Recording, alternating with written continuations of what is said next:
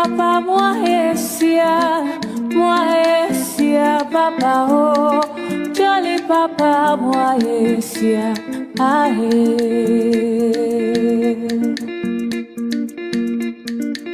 jolly papa moaesia papa oh jolly papa moaesia ahe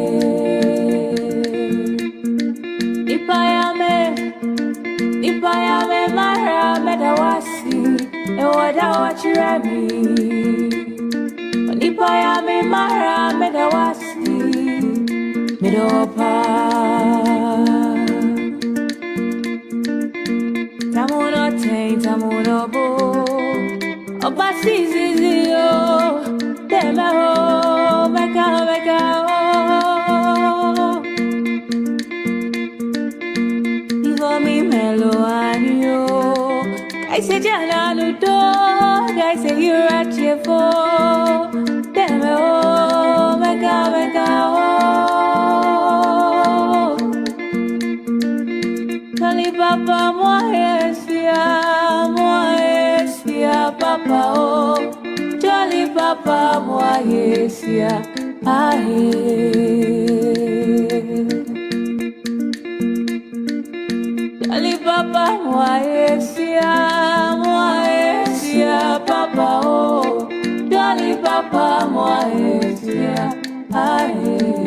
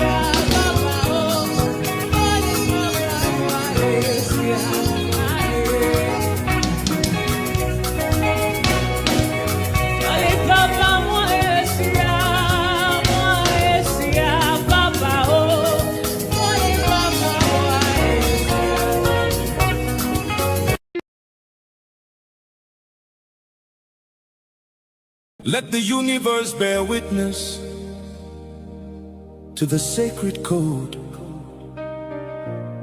The ground beneath us does not yield to seasonal guests. The tenant cannot sack the landlord. The employee can never sack the employer. Mazi remains the supreme leader of IPOB. His command is final. Whatever he says goes. Pursuant to the strict authority of the supreme leader and the sacred unyielding IPO code of conduct, the third administration of the DOS is hereby dissolved. The sentence is passed, your names are permanently erased. Chikaedozi, you are sacked. Tony Nzurumike, you are sacked. Austin Agbanyin, you are sacked. Chukurio Forma, you are sacked. Isaiah Uba, you are sacked. Collins Chinedu, you are sacked. Chinazan Woru, you are sacked. Fidelis Ejogu, you are sacked. Chidin Manworu, Juliet Edward Filatro, you are sacked. You are indefinitely expelled. You are Nigerian agents. Stay off from IPOB. You no longer speak. You no longer act for the children of light. The employee cannot fire the boss. Tenant cannot sack the landlord. Mazi is the leader, the supreme leader of IPOB. Through the trials, through the chains, his word remains absolute. Whatever Mazi says goes. Whatever the supreme leader says goes. They thought darkness could hide the shadows of greed. They forgot the soil remembers every treacherous deed. After the illegal extraction, when the leader was taken away, the enemies of the struggle came out to play. Governor Dave Umahi paid $500,000 of blood money bribe to buy collars for the scholars of shame. They took the cash, sabotaged the release, and traded the crown, bribing media houses just to tear the leader's legacy down. But the truth is a rock, it crushes the hand that betrays. But in the darkest hour, the true guardian stood high, refusing to let the message of restoration die. We lift our voices to honor the ones who defended the light, the shield of the truth in the dead of the night. Thank you, Biafra, vanguard media, for standing so bold, for ensuring the unfiltered truth was always told. Salute to the dedicated souls of Abbott, standing the test. Salute to the rising sun, unyielding and blessed, and the ambassador for self-determination marching ahead, keeping the fire burning for the living and the dead. You defended the leader, you shielded the name from the stain. Oh, whatever Mazi says goes. Whatever the supreme leader says goes. The fourth Doris is here, working with global power to heal the land. The genocide must stop, the boss has spoken. Victory is absolute.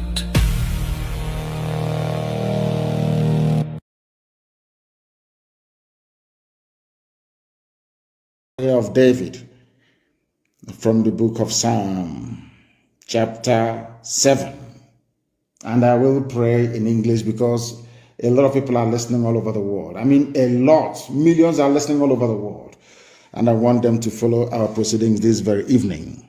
Very, very critical, very, very important that we do so. O Lord, my God, the creator of the heavens and the earth, we take refuge in you. Save and deliver us from all that pursue us. Because if you look away from us, they will tear us apart like a lion and rip us to pieces with no one to rescue us. Because the world is against Biafra for no reason. We are hated, we are despised for no discernible reason. Only thee, O Lord God Almighty in heaven, is our Savior, not man. You must come to our rescue, because you are our Lord and you are our God. If we have done this, if I have done anything, if there is guilt on my hands, If I have repaid anybody, be it friend or an adversary, with evil or without cause, have done wrong to any man or woman, then let the Fulani Janjaweed pursue and overtake me. Let them trample down my life to the ground and make me sleep in the dust. Arise, O Elohim, Adonai El Shaddai, in your anger, rise up against the rage of the Fulani Janjaweed Caliphate and the Zoological Republic. You will rise and you will fight for your children. You will awake, O Heavenly Father, Lord God Almighty, the creator of the heavens and the earth, the owner of the universe, for you must decree justice. Let your children and all men and of goodwill gather around you while you sit on top of your throne in the highest of the heavens, the habitation that only thee can ever occupy. Only you, O Heavenly Father, will judge the people. You will vindicate me, O Lord. You will vindicate IPOB.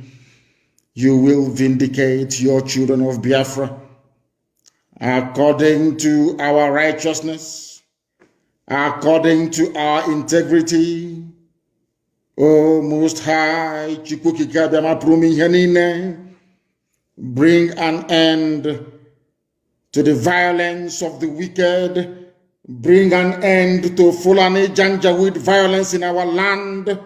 Bring an end to their abductions.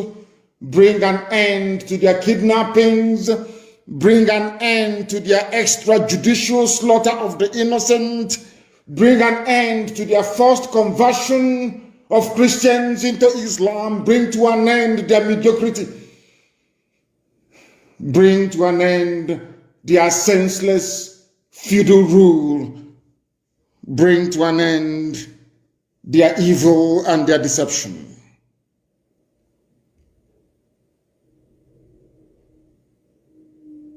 Come and secure the righteous, because only you, O God Almighty in heaven, can see in the dark.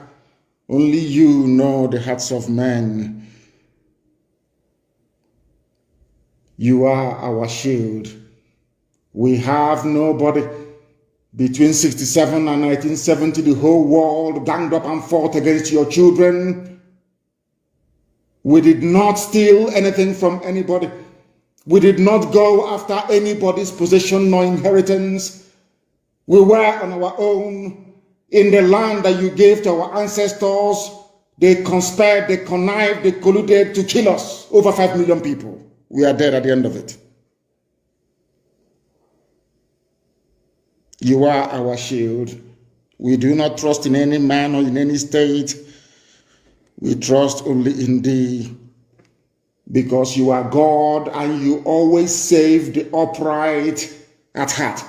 Anybody whose heart is clean, O Heavenly Father, to those you do not abandon to their enemies. That is why you cannot abandon IPOB. That is why Biafra can never be abandoned. Because your words are yea and amen. You are God, you're not human. Facebook may have been bought over by Nigeria, and we pray that Twitter will not succumb to their threats and their violence. You are God and you are an upright and a just judge. But you are also a God that displays his wrath every blessed day. If Fulani Janjaweed do not relent in what they are doing, if the Fulani Caliphate continues to pursue this scorched earth policy of abductions and murder and mayhem, then you, O Lord God in heaven, you will sharpen your sword, you will bend and string your bow, You will prepare your deadly weapons. You will make ready your flaming arrows. Whoever is pregnant with evil conceives trouble and gives birth to disillusionment. That is what is happening in the zoo called Nigeria. Nigeria is pregnant with evil because it conceived trouble and it has now given birth to disillusionment. All the holes that the Fulani Janjaweed are digging for us into that pit, they are falling into one after the other. The trouble that they have caused will always rebound on them. Their violence will come down on their own heads. O Heavenly Father, for we shall give thee thanks always, all the days of our lives, because only thee is righteous. We shall sing songs of praise unto your holy name, O Most High. For as long as there is a child on this earth of Biafran descent and heritage, O Heavenly Father, we shall worship your name and your name alone, now and forevermore, we pray. He said, that was our prayer this evening. We are now going to proceed without further hesitation to bring to you the gospel which I have been mandated by heaven to preach to the children of men. There is, people have all these appendages, Ogoni, it's on all these names. People, I can trace their ancestry. I know where you come from. I know the family where you come from. Is that somebody telling me he's from Asaba and he's a Niger Delta from Asaba, which is used to be Ahaba. That is the name. We forgive ourselves every blessed day. Everybody made mistakes during that very war. Even before the war, mistakes were made, but from all sides, we are all responsible for what happened. Are we going to dwell on it forever and ever? Of course not. From the Constitution of Biafra, it will be spelled out very, very clearly. It was my intention before and still remains that if Water should be, of course, now Igoromiko is making a very big argument for it, should be the capital of Biafra. We will be so busy building and rebuilding. What are the houses we have in Igbo? Have you not seen how Hong Kong is built? Go and get a picture of Singapore and see it. That is the type of... are you telling me that we are fighting and dying every day to have another useless African country? In Biafra, God forbid. We are going to build beautiful houses. There will be no time. We are going to be so busy working. There will be no time for even anybody to think about revenge. What's to be revenge? We have made mistakes during the war. Are we dead? They killed us 5 million. Yet we went to the north. Some people still marry Fulani people. But they are the ones that killed 5 million of us. What did the people, some people from Ukraine take? It's only house. How about those that took life? Please, we are one people. And in a new Biafra, from our constitution, you will know there will be no room or space for any of this nonsense. Because, as I told you, go and look at the United Arab Emirates model. You cannot go from Dubai to go to Doha and tell them what to do unless you have somebody from Doha inviting you. Before you go to Godiland to invest, in fact, you must have a representative who is so good that owns part of that business as they're doing today in Dubai. That's what they do. We know what we are doing. There will be no room or space for that. Heaven forbid. Because we are all one people. Equally is Igbo. I can tell you where you come from if you're lost. I know where Ogoni comes from. Ken Sarawi is that is the forget about all these useless discussions. Let me tell him now. We are one people. But the only difference is that no army, no, you will not. Some people will live and die. They won't see the Biafran army. A soldier from the Biafran army. Police will not carry any gun. So the Prime Minister of Biafra cannot send somebody and say, go to Ogoni village and conquer them. You cannot. You will send the army to do anything without the... In fact, you can't even try. So we are going to have something very unique. A unique blend of what you have in UAE and what you have in Switzerland. And freedom. Freedom is the watchword. Freedom.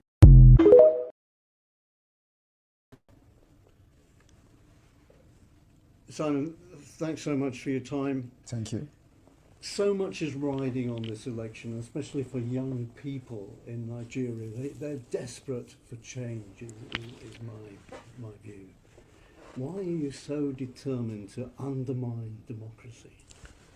I think undermining democracy is not the right word. Rather, promoting democracy. You give the people a choice. And the choice of the Biafra people is a referendum. It is also a democratic process. So that is not undermining a democracy. More accepted democratic process is when you give the people choice to decide their fate. But they have a choice. This is an election which will be following democratic lines. In Nigeria, Biafran people do not have a choice. And that is a historical problem created by the British. So everybody, as you have been a journalist with your experience and the history of Nigeria, you agree with me that Nigeria is a mistake because of the tribal and dangerous diversity in Nigeria, which is also a destructive diversity. So when you give the people the choice to choose how they want to live, that is a true democracy. A democracy is not when you bring in the military and invent communities, burn the communities because people are protesting. You kill them. Is that democracy? Do you do that in the United Kingdom? The answer is no. But what about your role in all this? Your tweets. My role. Wait a minute. Your role in all this. Your tweets and your social media. Why the need for violence? It is. Yeah. At least 1,500 people died in the last 3 presidential election campaigns. Was it my fault then? And there have been deaths so far in this one too. That's what we want to correct by making sure we do not continue to validate an evil entity that subject their citizens to death.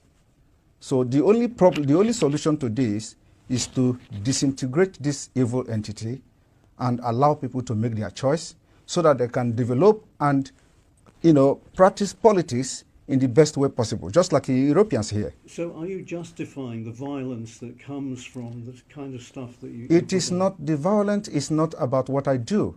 It is the provocation of the policy of Nigeria, okay? So it is a long time bomb coming. So what you see happening now, Nigeria have a history of violence from the beginning of Nigeria. After independence, every election in Nigeria has witnessed violence. So it is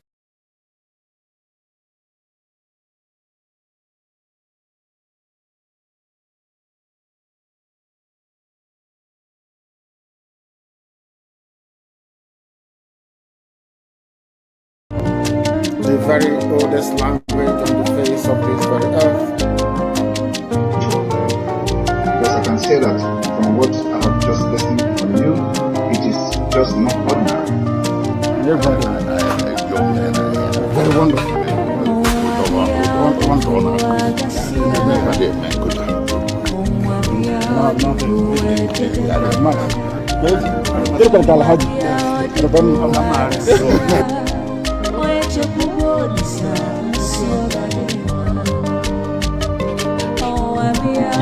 When my lawyers came to see me, I had a discussion with them about how I'm going to defend myself. I told them that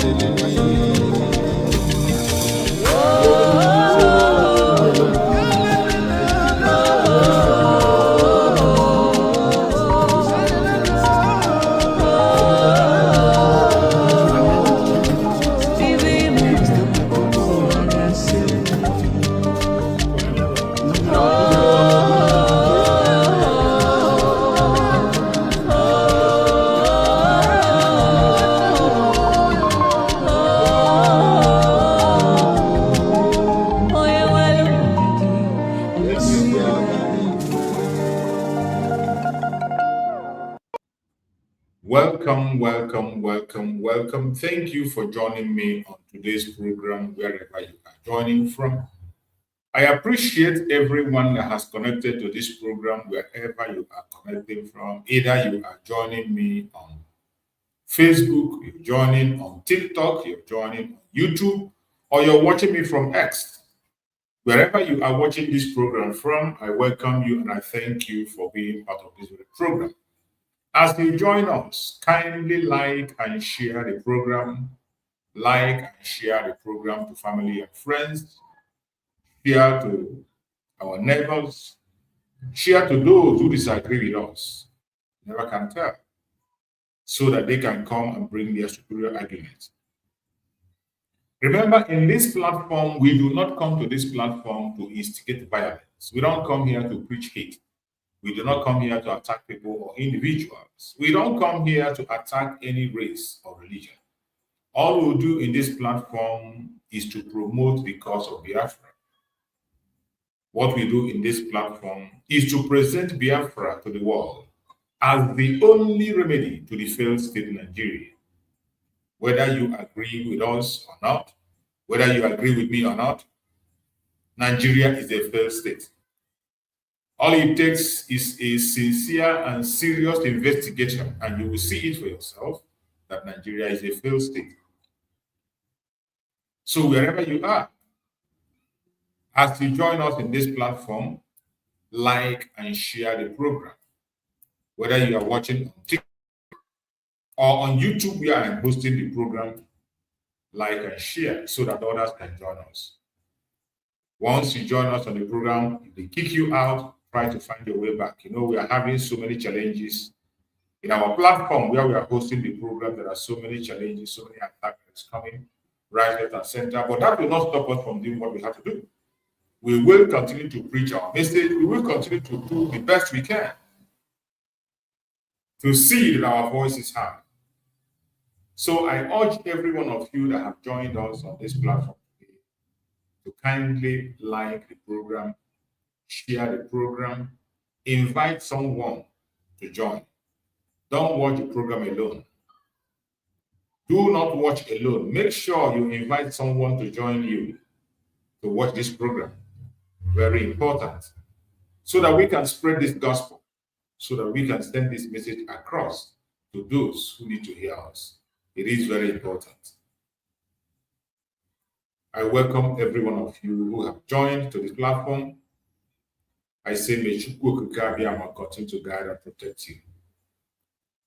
As you join us on today's program, do us a favor to also make your own contribution on the comment section. Don't only sit and watch. Invite someone to join you. Invite someone to join and also make impact on this program. This is a very important program to us because this program has to do with a very serious issue that we have at hand. We know that a lot has been happening and continue to happen. And in the midst of those confusions, that is when we are supposed to do what we have to do: educate the people, inform our people, pass the right information to our people. That is why I'm here today. And also create a room where we can have constructive arguments. Create a room where people can express themselves without hindrance. That is what we do in this platform. And as we have come today, once again, we are going to give the time for anybody, wherever you are watching from, whether you are a Biafran or non-Biafran, whether you believe in what we are saying or not, whether if you have a superior argument, it doesn't make any difference. If you feel there is something you want to share with us, either a question or contribution at any point in time, just signal me, then I will bring you in. Send in a request. This is a very interesting time. I say it in all my programs. It's a very interesting time. And it's a time that every single one of us as Biafrans must be using our independent mind to think for ourselves. We must always be independent in our thought so as to make a critical assessment of what we see and what we believe. So we wouldn't have to live with regret tomorrow and say, if we had known. So you wouldn't say, oh, because I had this from this person or that person, that's why I was confused.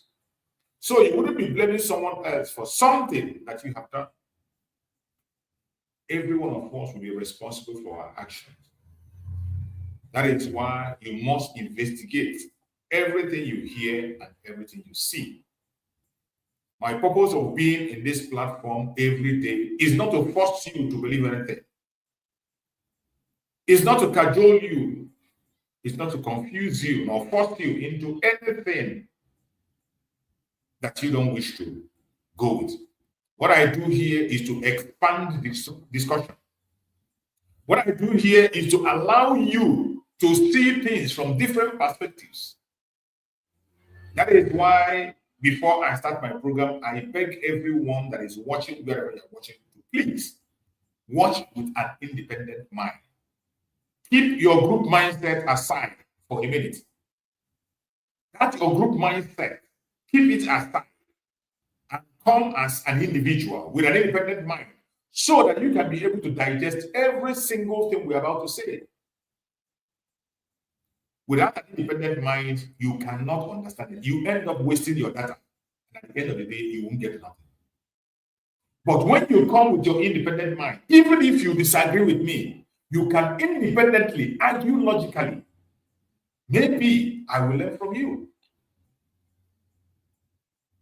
That is why it is good to come here with an independent mind. But when you don't come with an independent mind, you'll be focused on argument. Your mind is already made up towards one thing or the other.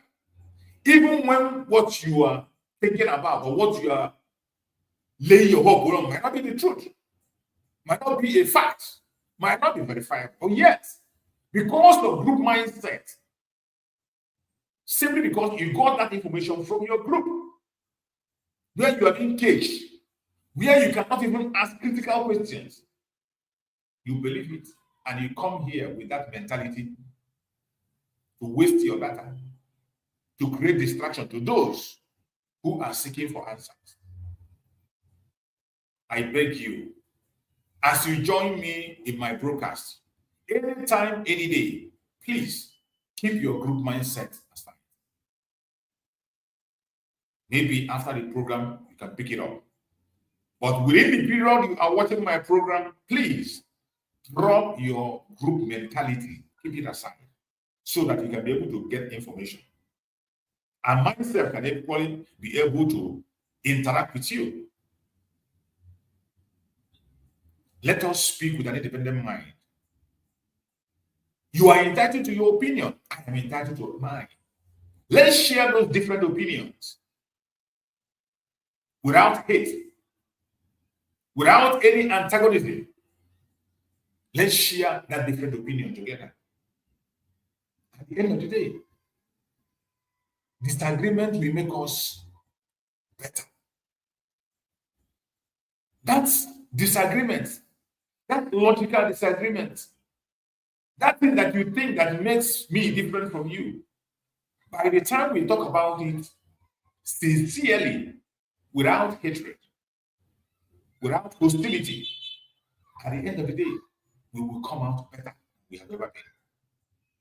It is not about who wins the argument. It's about the understanding that the people who are watching right, left, and center are getting.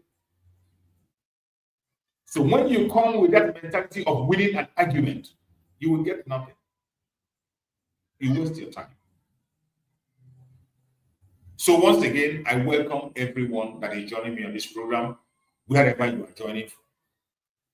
Whether you are joining us from Biafra land, you're joining us from Nigeria, you're joining from any part of Africa, you're joining from Asia, Europe, America, Australia, Canada, New Zealand, you're joining from Russia, from Ukraine, from Iran, from Israel. Wherever you are connected to us, I welcome you and I say, may Chukwu guide you, protect you, secure you wherever you are. We have come once again today to speak on a very important issue. And I want you to pay attention to everything we will say in this program. If you're with me in YouTube where I'm hosting the program, you will see the title that I wrote there. August 5th to 21st. Why all Biafrans must rise now. For Simon Ekpa Finland appeal before it is too late. We must rise now to support our Prime Minister Simon Ekpa on his appeal case in Finland before it's too late. Today, we are going to be focusing on the appeal of our Prime Minister, Mazi Simon Ekpa, who has done a lot for us, who has fought a battle for us, who has made sacrifice, a whole lot of sacrifice, and continue to make sacrifice, even as we are here, in our various homes, in our various working places, with our family and children. The Prime Minister today is not with his children, his child. Many of us have forgotten how close our Prime Minister used to be with his son. Even when he's having his live program, Adam will be by the side. Sometimes he will be having the program. Once Adam wakes up, that is the end of the program. He will tell us he has to go and take care of him. He will pay attention to Adam. That is how close he has always been with his child. But it's been more than a year, 2, and he has not been with him. You think it's easy? You think it's easy for him and for Adam? It is not.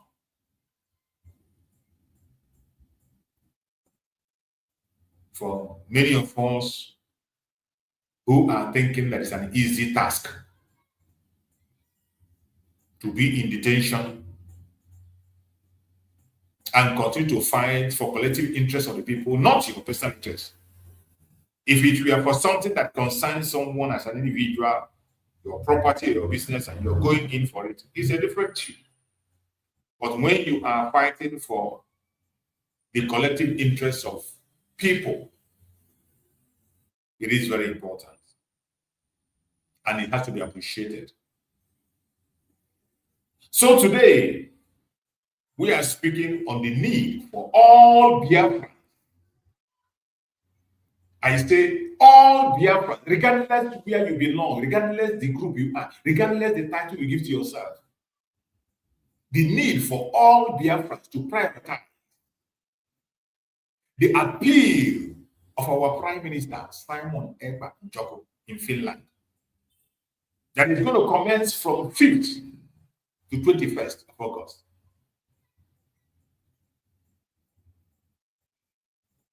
It is very important that we channel all resources. We must channel all resources from now till 21st. Channel all resources towards adequate representation, legal representation of our Prime Minister, Mazi Simon. This is the right thing to do.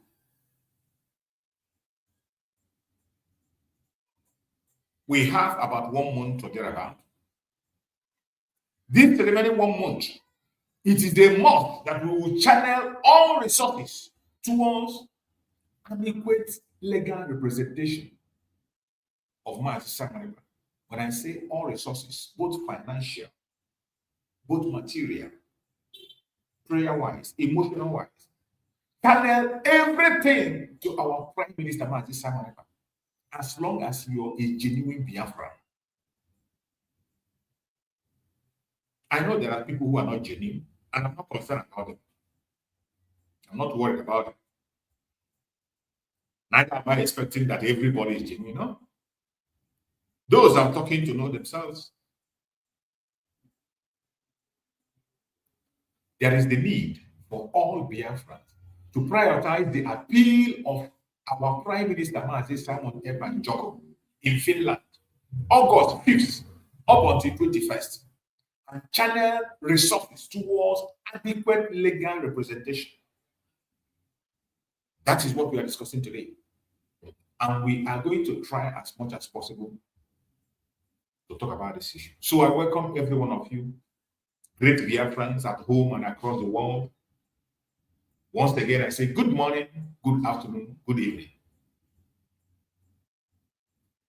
Accept my greetings according to your time zone, whether you are in Europe, America, Asia, Africa, everywhere this broadcast is reaching today. I welcome you. Accept my greetings. I welcome you to this special live presentation. I ask everyone joining us, please stay focused and patient. When they kick you out, find your way back, because this message is important. Remain calm, focused, and constructive throughout the discussion. Our emphasis today is on justice, due process, the rule of law, human rights, and peaceful civic engagement. That is our focus. I want you to please hang on with your seatbelt, tighten up your seatbelt as we kick off this very program. We will be speaking on a very important subject. The need for all Biafrans to prioritize the appeal of Mazi Simon Ekpa coming up from August 5th to August 21st, and to channel all resources and energy towards his adequate representation in the Finland court, while continuing to call for international attention and pressure for the rule of law and human rights to be respected. That is what we are here to do today. Wherever you are watching this program, tighten up your seatbelt, like and share. I know they are going to attack our program, but as they attack the program, the only way you can help us is to share and continue clicking like. Like the program, share it. We shall overcome. If they kick you out, find your way back. If you can't find your way back, later on you can come and watch the program. This is not a time of division. This is not a time for insult or internal conflict. It is a time for seriousness, organization, lawful advocacy, and strategic thinking. It's not a time to show off. It's not a time to show who is superior and who is not superior, who is special and who is not special, who gets information and who did not get information. This is a very serious time. This appeal of our Prime Minister that is coming up is very important. My people, court appeals are not ordinary events. Court appeals are not ordinary events. An appeal is a critical stage in any legal process. It is the stage where decision can be reviewed, legal arguments can be challenged, concerns about procedure, evidence, and fairness can be examined by a higher court. It is enough to lament outside. Oh, due process were not followed. Oh, things were not done right. Oh, why was it sentenced? Oh, why was it done? The only thing that can redeem all your complaints and worries is this appeal. It's the lifetime opportunity that is presented towards our Prime Minister. And it is only a devil incarnate, a man that does not have conscience, that will begin to discourage people from supporting things that will make sure that our Prime Minister gets adequate representation in Finland court.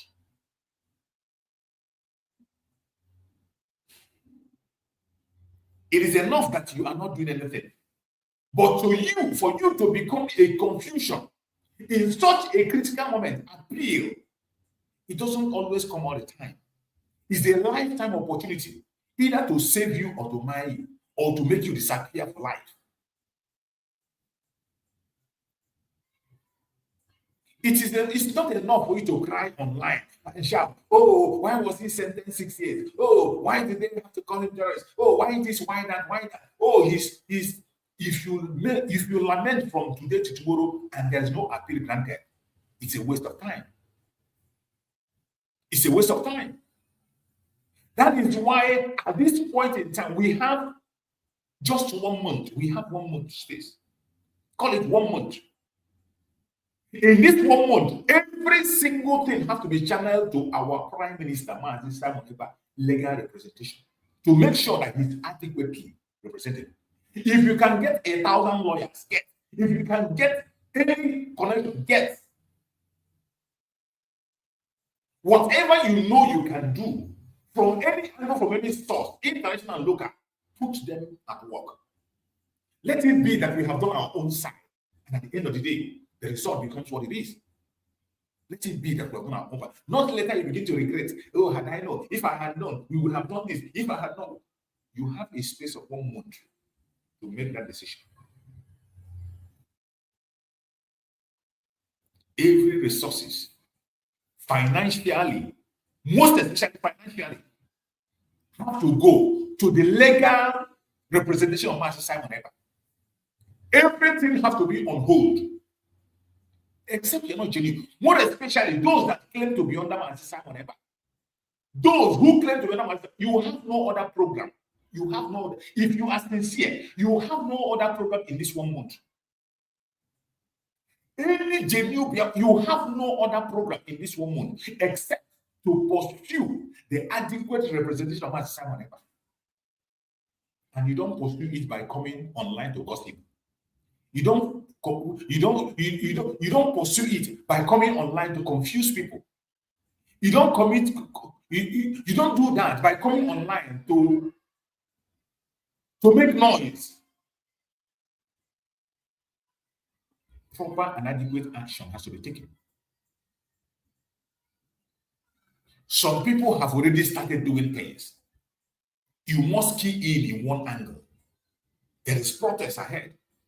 And there are international lawyers that need to be supported and make sure that he becomes an eye from the outside that's going to monitor everything that's what's happening. If you stand against any of these, you are the enemy. If you stand against the international lawyer, you discourage people in one way or the other about the protests, you are the enemy. I don't care the rank you carry. I don't care what you call yourself. I do not care the group you belong. I don't care how you exalt yourself. Every genuine and sensible Biafran at this point in time need to know that every energy has to be channeled to the safety, security, and proper representation of our Prime Minister. Only this 1 month. After this 1 month, you can go back to other things. We can relieve and focus on other issues. But this space of 1 month, it doesn't matter what it is. Keep it on hold. Anything that cannot survive this 1 month can never survive again. Anything that you will put on hold on this 1 month, it will spoil. Even if you devote your entire life with it, it will never stand. It will never succeed. Anything you feel, they tell you that, oh, if you don't support this now, if you don't do this now, oh, yeah, this is not okay. That thing they are telling anybody that brings anything you cannot keep on hold for this 1 month, that you must do it. You must do it.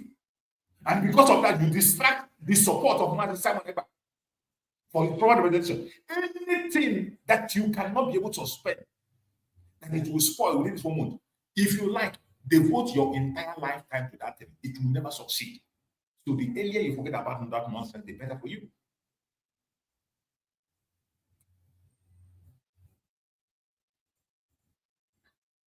For that reason, August 5th to August 21st is a period that deserves the attention of every Biafran who believes in justice and due process.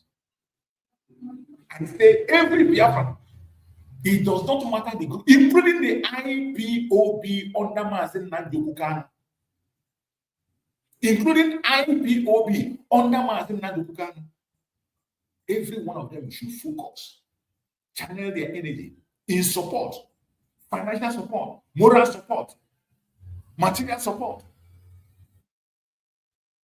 prayerful support, any way, anything you can do to support the Prime Minister. In the same way he gave support to Mazi Simon Ekpa. This 1 month should be channeled, everything should be channeled to him. If you are sincere to yourself, except you are not sincere, which we know there are many who are not sincere, even though they come to pretend and jump right, left, and center. Whether one agrees with every political position of Mazi Simon Ekpa or not, the principle at stake is bigger than any individual. The principle is this. Whether one agrees with every political position of Mazi Simon Ekpa or not, the principle at stake is bigger than any individual. The principle is this. Every person deserves adequate legal representation. Every person deserves a fair hearing. Every legal process must be conducted according to the rule of law. Human rights must be respected at all times.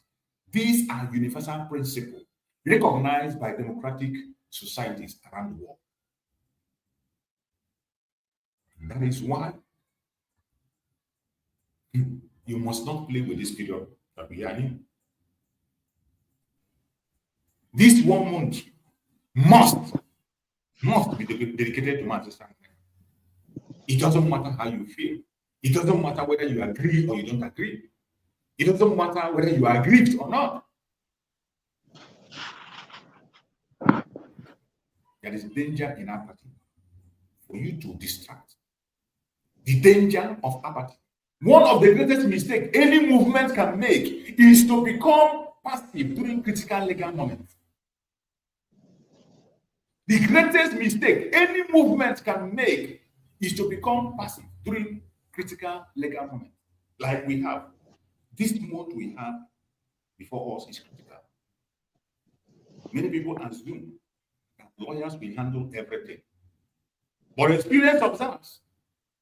Know that serious legal battles require competent legal team, proper preparation, documentation, research, coordination, public awareness, and financial support.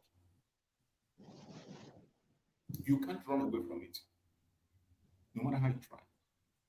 If supporters remain silent or disorganized, the legal team may face unnecessary limitations. So today, I want to ask a sincere question. If we truly believe that fairness and justice matter, should we not ensure that the persons involved has the best lawful defense available? This is why I say all Biafrans should prioritize this appeal of our Prime Minister, Mazi Simon Ekpa. In this 1 month, everybody should prioritize it. We have not gotten the date of Mazi Simon Ekpa. When we get the date, we will deal with it appropriately. As we are waiting for the date, every resources should be channeled to this very appeal. Channel all resources and energy, to this very appeal. What does that mean? Let me be clear. When we talk about channeling resources and energy, we are talking about lawful and transparent support. This includes legal support. Supporting the legal team, the international law that's coming, support it massively, the best way you can. Not tomorrow you say, if I had known. Let us do our part. Whatever be the result, so be it. Ensuring that qualified lawyers have the resource they need for research, for documentation, expert consultation, and courtroom preparation. All these preparations need money, and we need to support the best way we can. Information management avoids spreading rumors, fake updates, or unverified claims. That's what we are seeing now here and there. Avoid spreading rumors, fake updates, and unverified claims. Misinformation can damage a legal case and create confusion among supporters. Misinformation. It is not mandatory that you must speak about something you know nothing about. Just to claim that you spoke to Mazi Simon Ekpa, just to claim that you are close to him.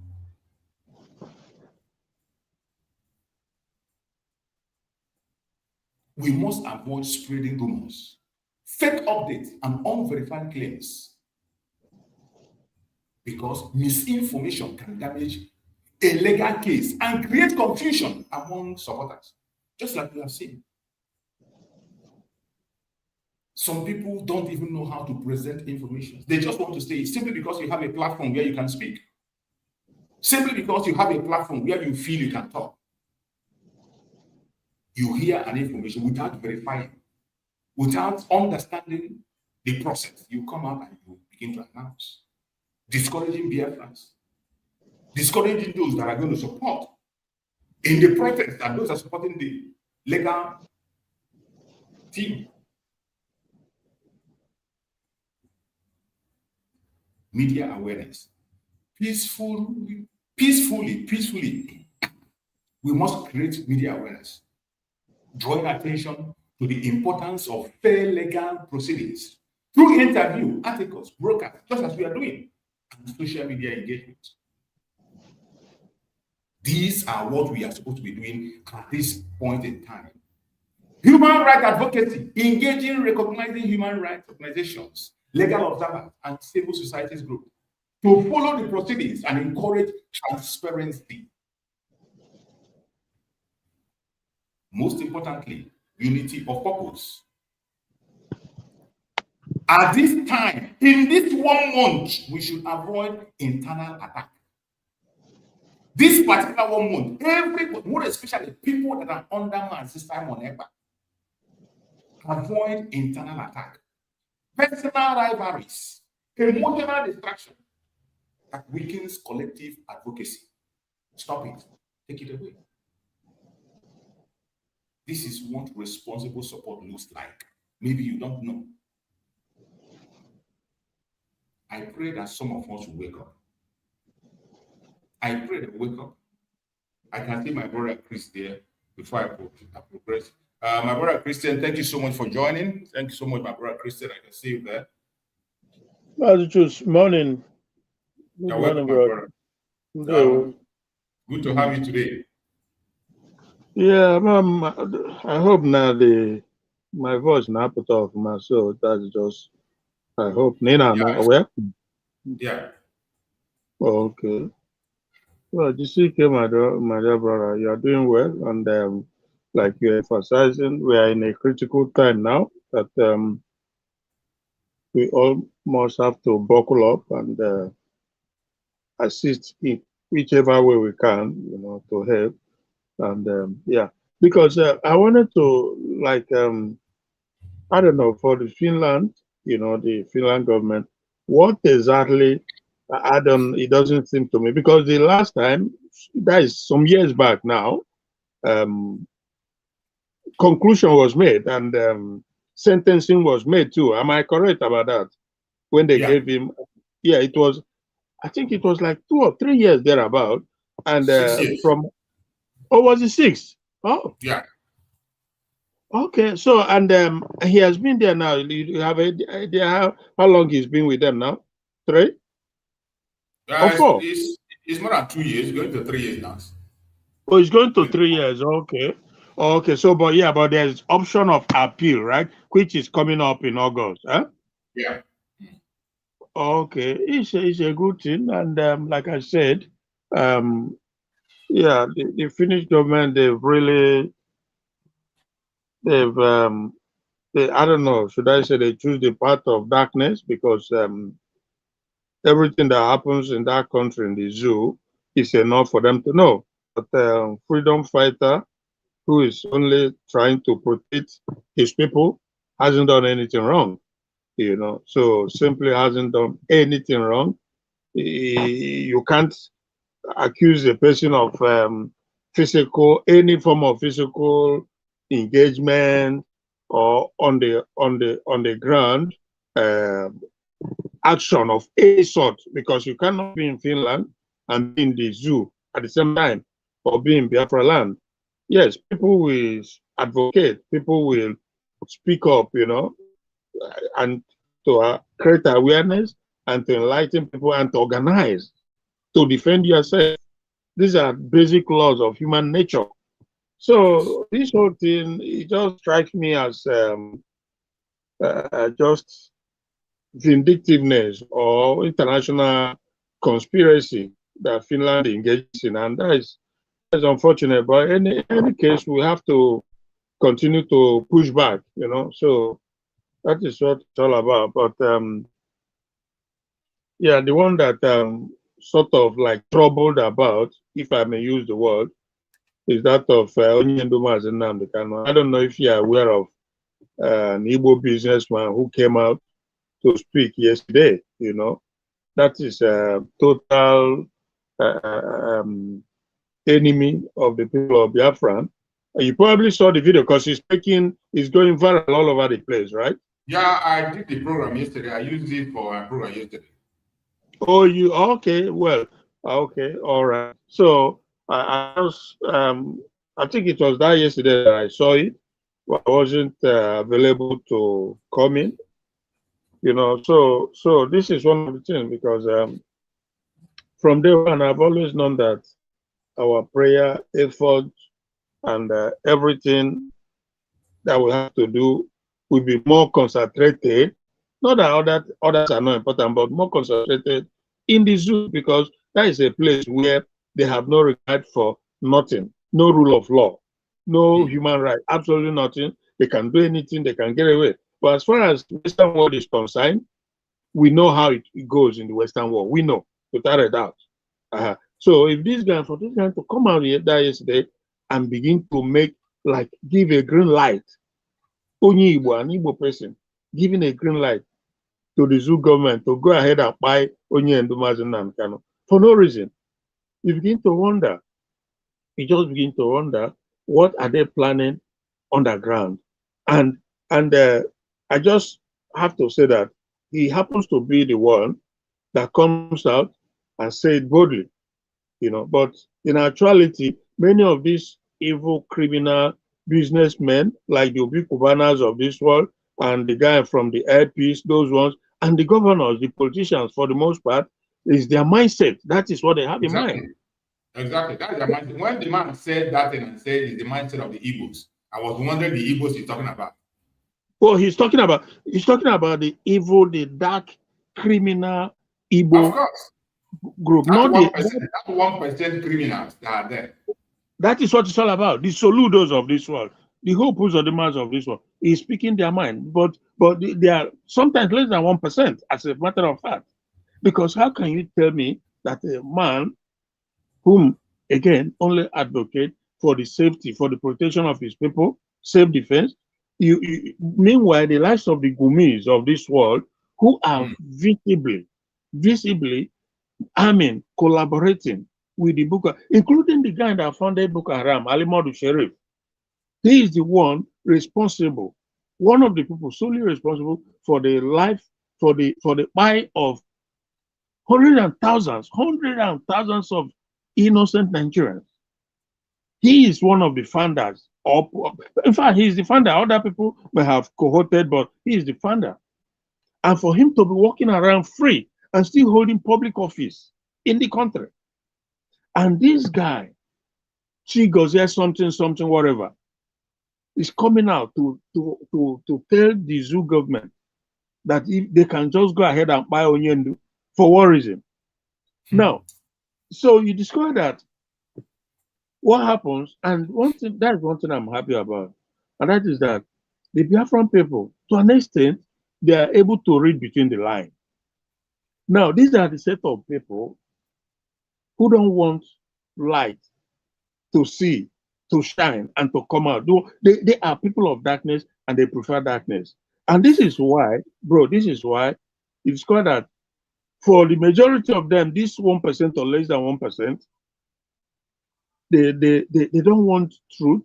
They don't want, they don't believe in humanity. They are just evil. And they don't want a change for betterment. Absolutely not. And because of people like that guy, Chimezia, and the rest of them, that is, they want a system, they want a prevalence of a system whereby the likes of Dave Umahi, whom they thrive in darkness and evilness against humanity. Dave Umahi, somebody, a lady just by in his house.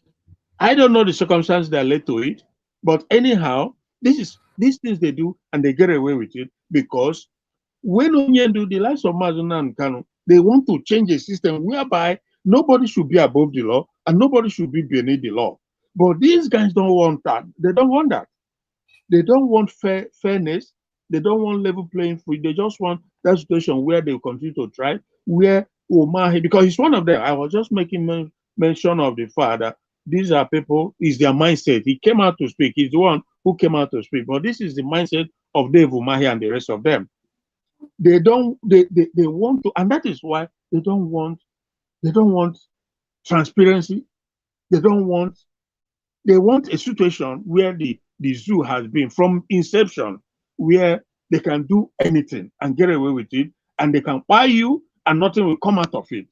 But now they cannot want a system whereby, like I said, nobody should be above the law and nobody should be beneath it. That is how it is in the Western world.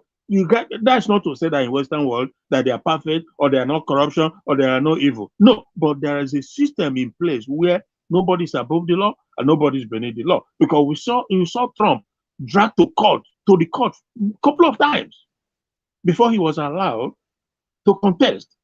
And we saw prime ministers in the UK thrown out of office because they contravene. But in the zoo, they don't want that. Dave Umahi, if the zoo was a place livable for human being, if Nigeria was a place livable for a human being, why would Dave Umahi, a guy whom in a public setting, we all saw it, try to grab Bianco No on her backside before the, do you know what that means, bro? This is that act, that singular act alone. He will not only will he be thrown out of office, he will be executed. He will be prosecuted because that is sexual assault. And Bianco No, in her shamelessness, because these are all the people conspiring against Biafra, working with the evil entity called Nigeria to make sure that Biafra does not see the light of day. In her shamelessness, try to use her hand to ward off, to push out Dave Umahi, try to humiliate her in a public. Just imagine what they do behind closed door. And these are people that, you know, they will continue to be put to shame at the end of the day. But Dave Umahi did that and he get away with it. Because that's what they want. That is there is just the condition they want to continue in the zoo. Like the other one, the Senate president, who also, in the presence of a married woman, in presence of the husband, was chasing her around, and nothing comes out of it. Because their head man, the one who is leading the pack, the criminal drug baron, money launderer and certificate forger, is covering them, because that's how the system in the zoo. As long as you are with the president, you can do anything. You can get away with it, and none of the criminality will see the light of it. Nothing will come out of it. That is the country anybody wants. And this Chimezia guy coming out to stand up against Onyendu Mazi Nnamdi, a man that all he does, based on his nature and his experience, having lived in a civilized world, want the best for the people and for everybody. But these people, they are so determined to make sure that evil and darkness continue to prevail. That is one thing I cannot understand. And if you are a civilian, if you are among the populace and you don't understand what is going on, then I feel sorry for you. You don't have to be worried about to understand what is going on. That these are agents of darkness. These are evil bunch of people. Dave Umahi this lady by in her place, and they will cover it up. They will not allow autopsy. They will not allow openness, nothing. It will just go down just like that. Because the one who is leading them, they are following. That is the same trajectory he walks. And how can the COG, for the most part, they love darkness so much? It's beyond me. It's beyond me. Nowhere, like I said several, there's nowhere you don't have these things. But there has to be a formation in any country whereby people will be checkmate. Because if you don't, darkness will take over. And that's what has happened in the zoo. Completely taken over. The media completely taken over. The politics completely taken over. Religion, everything, all aspects taken over by evil and darkness. It's incredible. Absolutely incredible. These guys are committing atrociousness right before the eyes of the world, the people, and nobody can do anything about it. And they have their agent. These are the things that really, it pains me. You can't even begin to imagine. And they planted their agents here and there. They're on YouTube making noise, distracting people. Why the main thing they're supposed to talk about, nobody's talking about it. Oh, there you go, my brother. But like you said, for the PM, yeah, we have to all try and support however little we can to see what goes on there. But one thing is obvious, that what happens in the zoo, it cannot be compared. Never happens in any society. Even when they do their own, they do it at least in the fear of the fact that the justice is there, the law, and they will be held to account. But there's nothing like that in the zoo. So that is the very unfortunate aspect, my brother. So I don't know. I didn't know that you dealt with this issue yesterday. So obviously, I dealt with it yesterday, but just like you said, Mazi Nandekano, his case in Nigeria, Nigeria is a very lawless place. And that is one of the most important reasons why we must always channel our energy. At this time, this 1 month, channel our energy to Mazi, because Mazi Simon Ekpa president will put more pressure on Nigerian government. It will put more pressure on Nigerian government to make sure that Mazi Nandekano is freed even faster. The president of Mazi Simon Ekpa, his release, will put more pressure on Nigerian government. That is why when I see people looking down on the process, it's I don't know how some people see things. This very 1 month ahead of us now, we're supposed to put all the effort on Mazi Simon. And if he comes out, his president is going to add so much pressure on Nigerian government. Because as it is today, Nigerian government is having a free time. Just like this idiot that came and spoke that you are talking about. The only thing that gave him the audacity to give them the audacity to come today openly and begin to attack him and make such speech is because they felt that there's nobody outside that's going to confront them. Nobody's going to challenge them. When Mazi Simon was there, nobody dares do that. Nobody goes to that direction. You dare not. Because you know you cannot end well. Mazi Simon was doing everything humanly possible. When he was there, nobody dares. Nobody dares. Today they have a free hand. That is why an idiot will come on national TV and said executing Mazi Nandekano will bring normalcy to Southeastern State. You can imagine. Instead of releasing Mazi Nandekano will bring normalcy, that the executing Mazi Nandekano will bring normalcy. And he begin to give examples.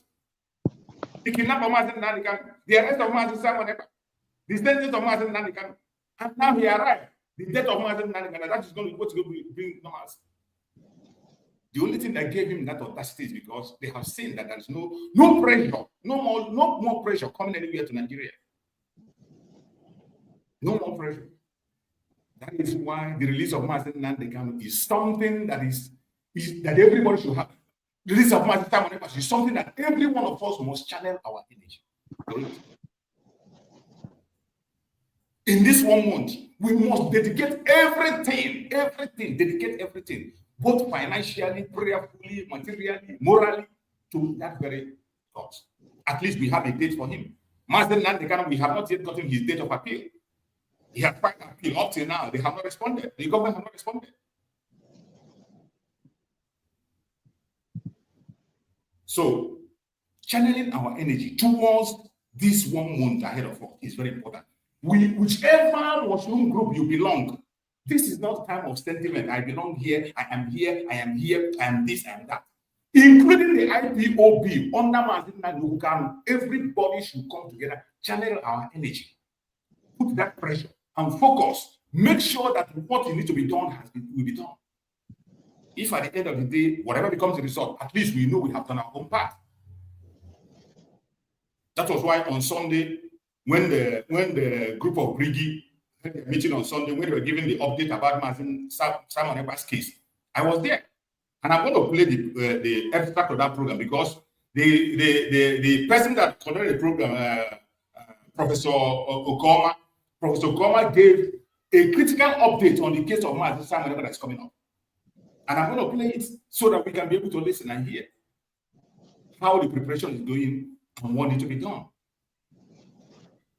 Because some people who are online giving information are not even giving the right information.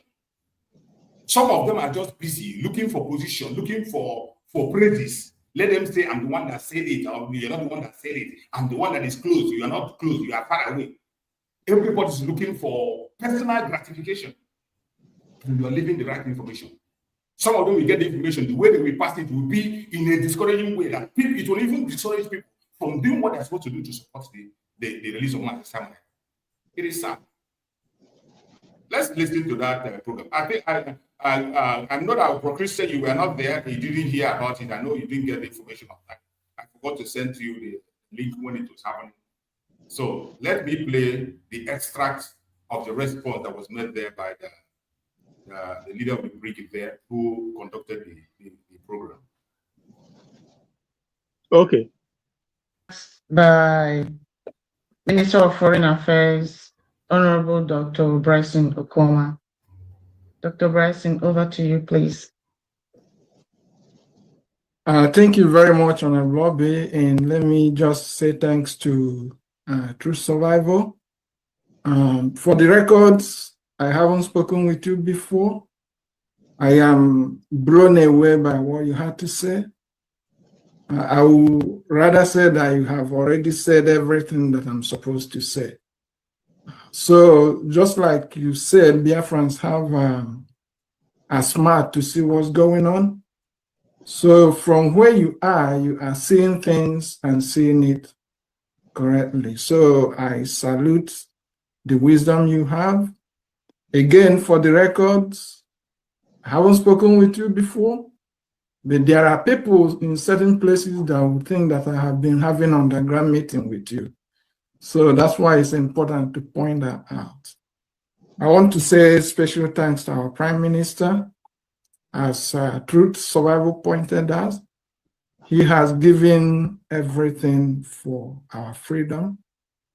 And if we can give back even 10% of what he has given, he will be with us today. So that he hasn't rejoined us is a testimony that we are failing him woefully. The last time I spoke with him, it was the last worst voice from him. And because someone has gone to say what he didn't say, he's asking me, how can anybody say I said this? And his next question is, why would I say this? So I will also use this opportunity to thank our leader, Mazi Ekpa.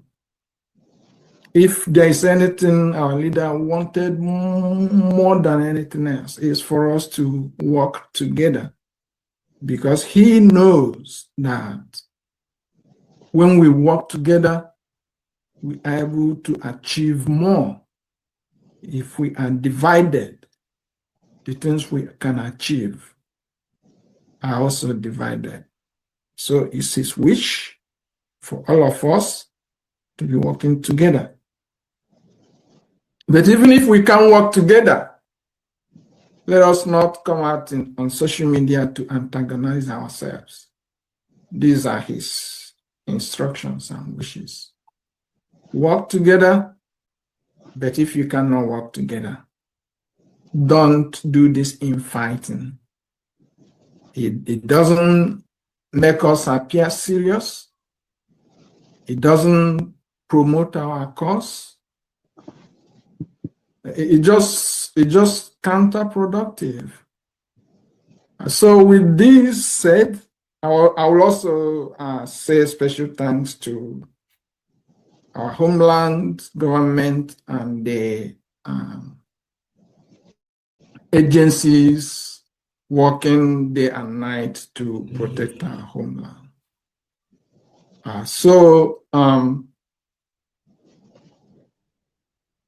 I will just focus on two quick updates.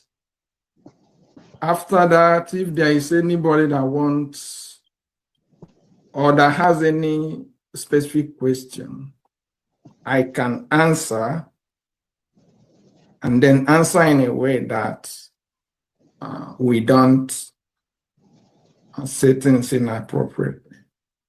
So this morning I spoke with Attorney Tommy. There's an issue that the organizers of the march in Finland. I want everybody to pay close attention to this update. Pay closer attention to this update because this update have come from different angles or different corners.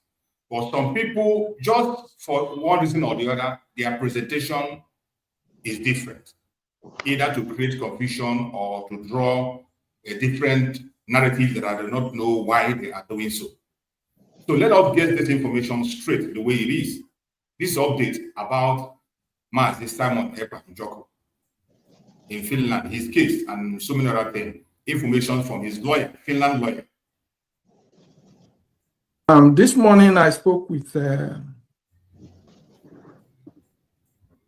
Attorney Tommy.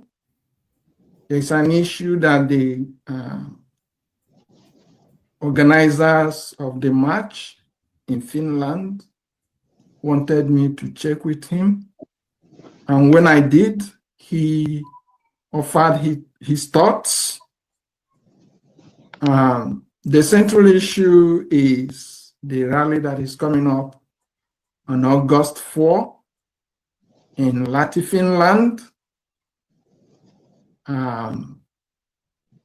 The PM is vested in that rally, and he wants everybody that can come to come. Earlier he encouraged people to get flexible tickets so that if they need to stay longer for one thing or the other, they can. But this rally on the 4th will happen at 10 a.m. Finland time. And I want to highlight that we've tried to avoid what is loosely referred to as African time. So 10 a.m. is gonna be 10 a.m.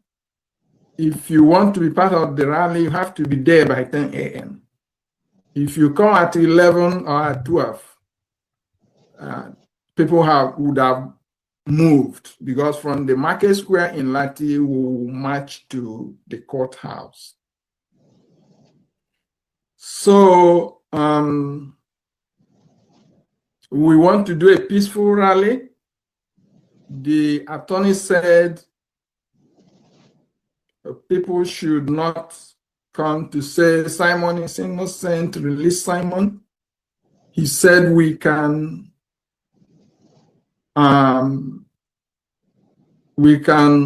condemn Nigeria government and we can educate the Finland population for them to be more informed about what's going on.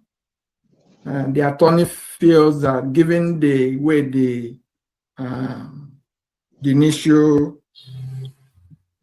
case was handled, the ruling was based on the evidence that was provided. He decried that, and of course, as True Survival has mentioned, the large amount of evidence we provided weren't shown.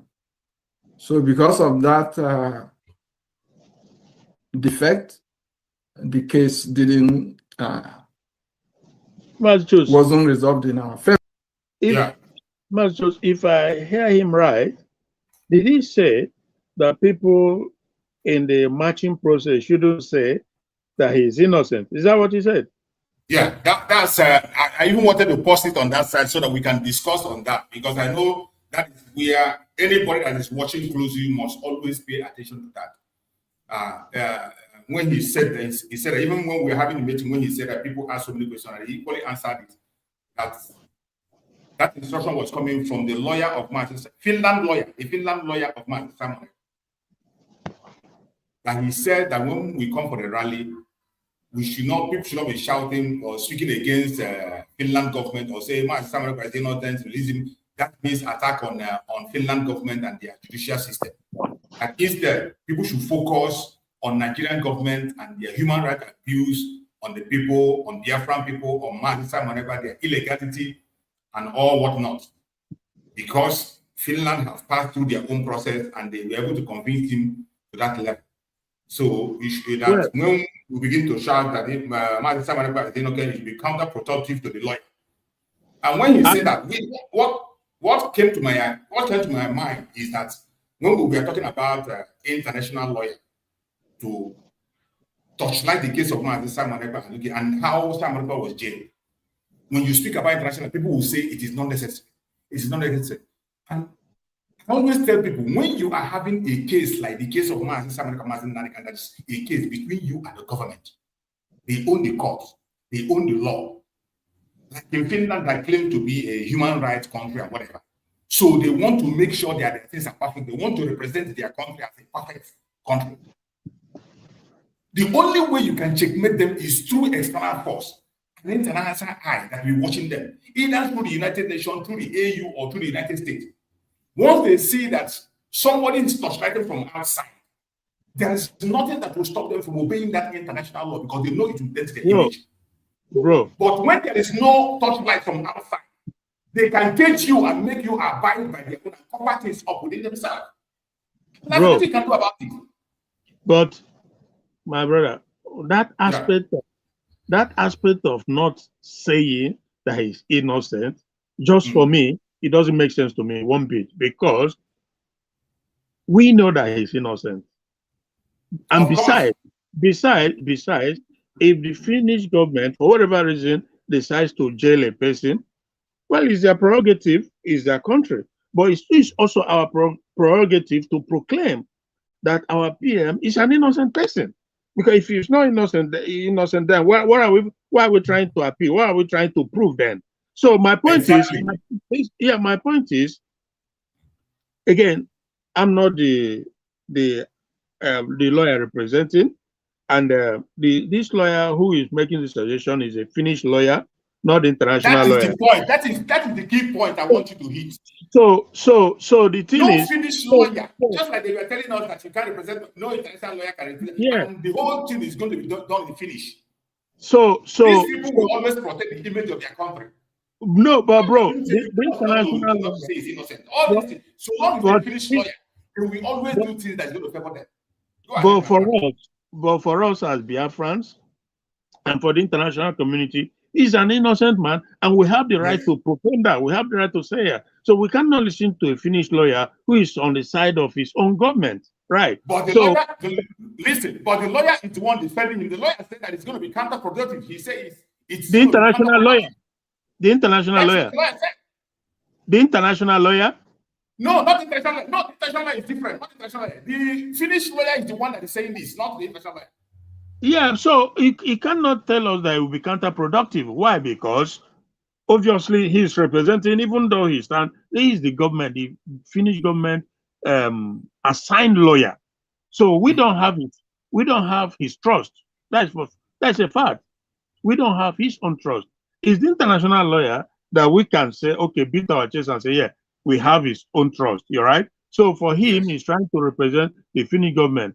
Some of us have been in the process of these cases within a particular jurisdiction where they give you a lawyer, but the lawyer is working against your own interest. It happens. So we as Biafrans, if we come there, we have to openly confess the fact that our guy is an innocent man. Because if he's not innocent, then we should then abide by the verdict that has been given. But because we know that he's innocent, we know that he's free from guilt over the verdict. Therefore, we have to declare that he's innocent. So, but if he was the international lawyer who is telling us not to say that that he's innocent, then I will say, okay, no, this is different. Not the international lawyer. Exactly. So we cannot. No. We can't be afraid to say that. There's nothing to be afraid of in claiming that you are innocent. It happens everywhere. So when people are marching, they have to proclaim there is an innocent man. You cannot tell me that somebody who is in Finland, who has paid his due, a rightful, legitimate citizen of the country, who only what he did is based on what international law recognizes, self-defense. Everybody knows that. You know, what do you want to do? Sit down and watch your people being massacred in the zoo? Nobody does that. What is the crime in that? Why is the Ukrainians fighting?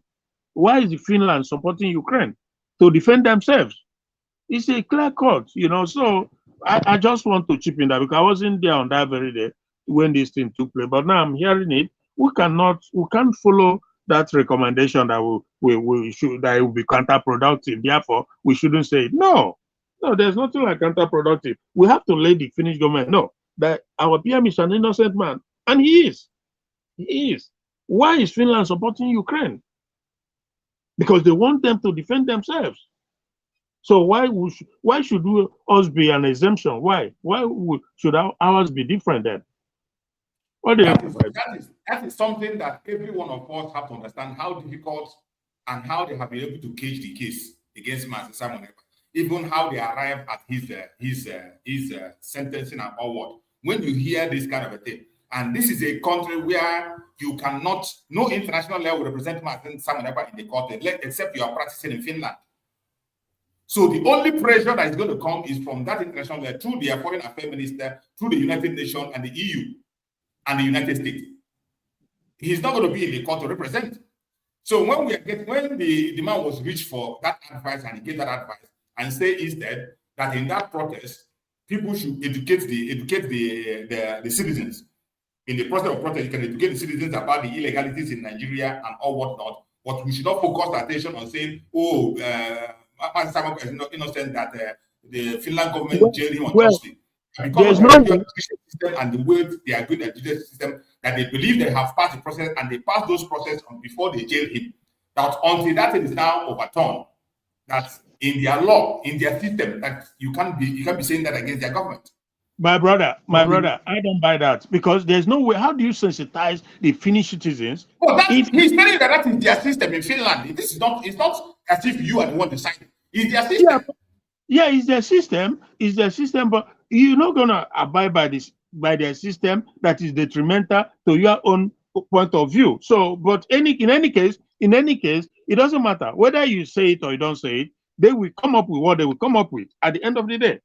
Absolutely, so, they will come up with it. But what I'm pointing out on this is that this is where the international lawyer is important, because from the way you see that man, from the way you see from what that Finland lawyer said now, you can see that even the accused have limitation to what he can do and what he cannot do.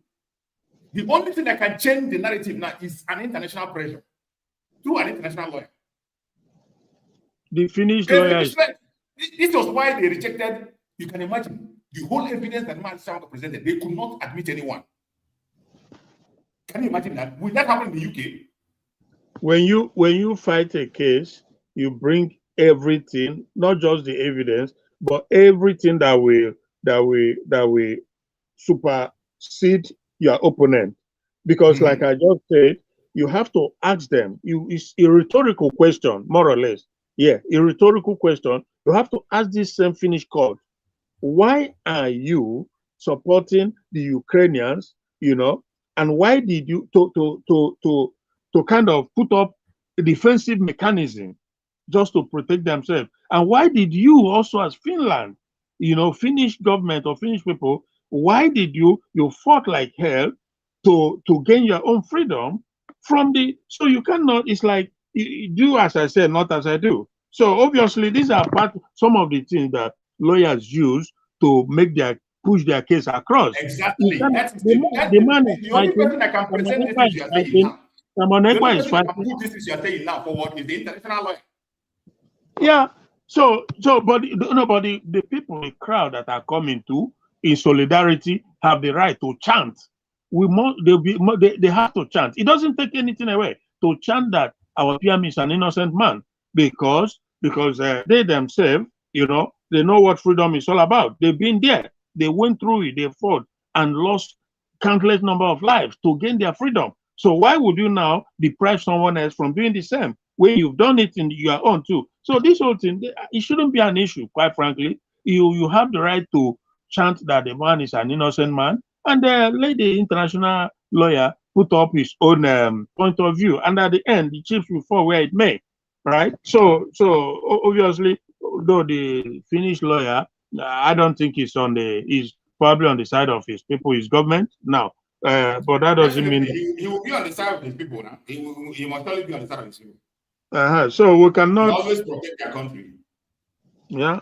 So obviously, when you are a foreigner, you're not the citizen. They cannot leave their country and now begin to favor you, no matter how much you pay. If you beat a child and you say the child doesn't have right to cry, that on its own is crime, because that's what it feels like.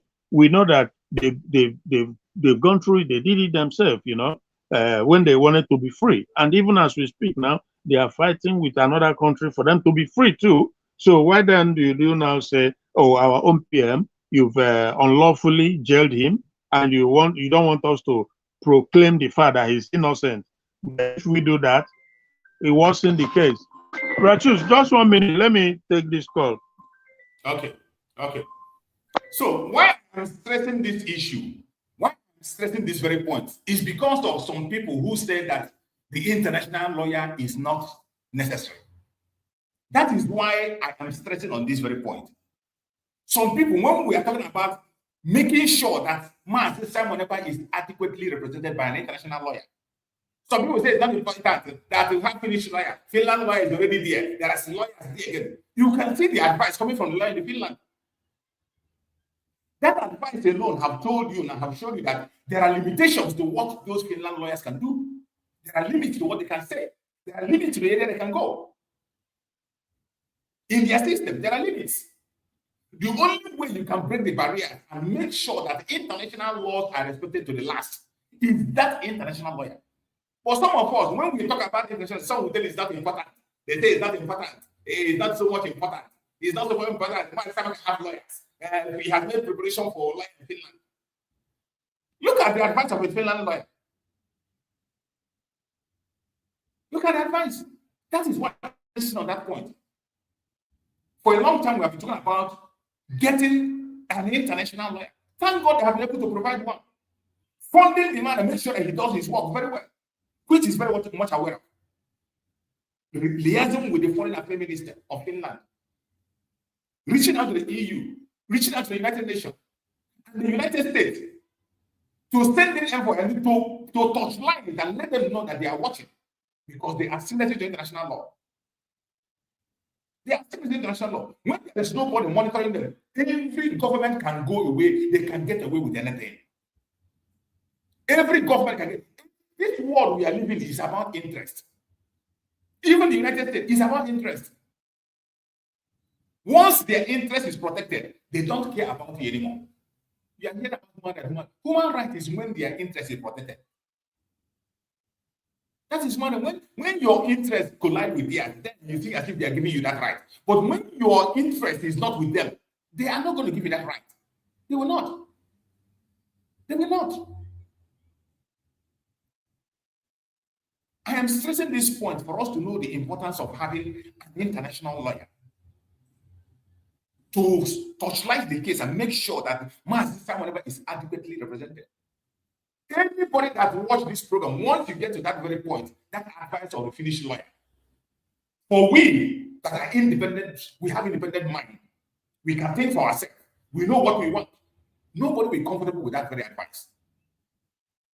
But the Finland lawyer is telling you that you going there to say that Mazi Simon Ekpa is innocent, the Finland have jailed him unlawfully, that is going to be counterproductive to him the case. Based on their system, there's going to be counterproductive. And what the lawyer is telling you is he is the lawyer of Mazi Simon Ekpa, and he knows how their system works, and he's telling you that. So the only person that can change the narrative or that can stand the ground, on the ground and make sure that the international law is respected is the international lawyer. Not even in the court there. Not even inside the court. Because inside the court, they're going to use Finnish to say anything. Even what they will say, you might not even hear it. They will not hear it. Even if me and you, whether we sit there to tomorrow, we won't know what's going on. So it's important when we begin to announce and talk about this international lawyer. If you want to go and support the international lawyer financially, morally, in any way, materially, any way you can support. Make sure that's represented, not after. When they finish, after the whole thing, after they have finished, because if you have known, if say we know, we will take international lawyer. If say we know, this time is now. If you want to do it now. If you don't want to do it, don't come tomorrow and you begin to complain and begin to shout. Let me continue to play it. You're welcome back, bro. Thank you, bro. All are too much, Jared. Informed about what's going on. The attorney feels that given the way the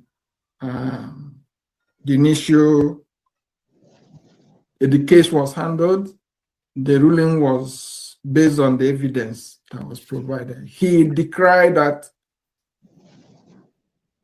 and of course, as True Survival has mentioned, the large amount of evidence we provided weren't shown. So because of that defect, the case wasn't resolved in our favor. Now, this lawyer is a lawyer that is looking at the case differently. He's a lawyer that is capable of giving us victory.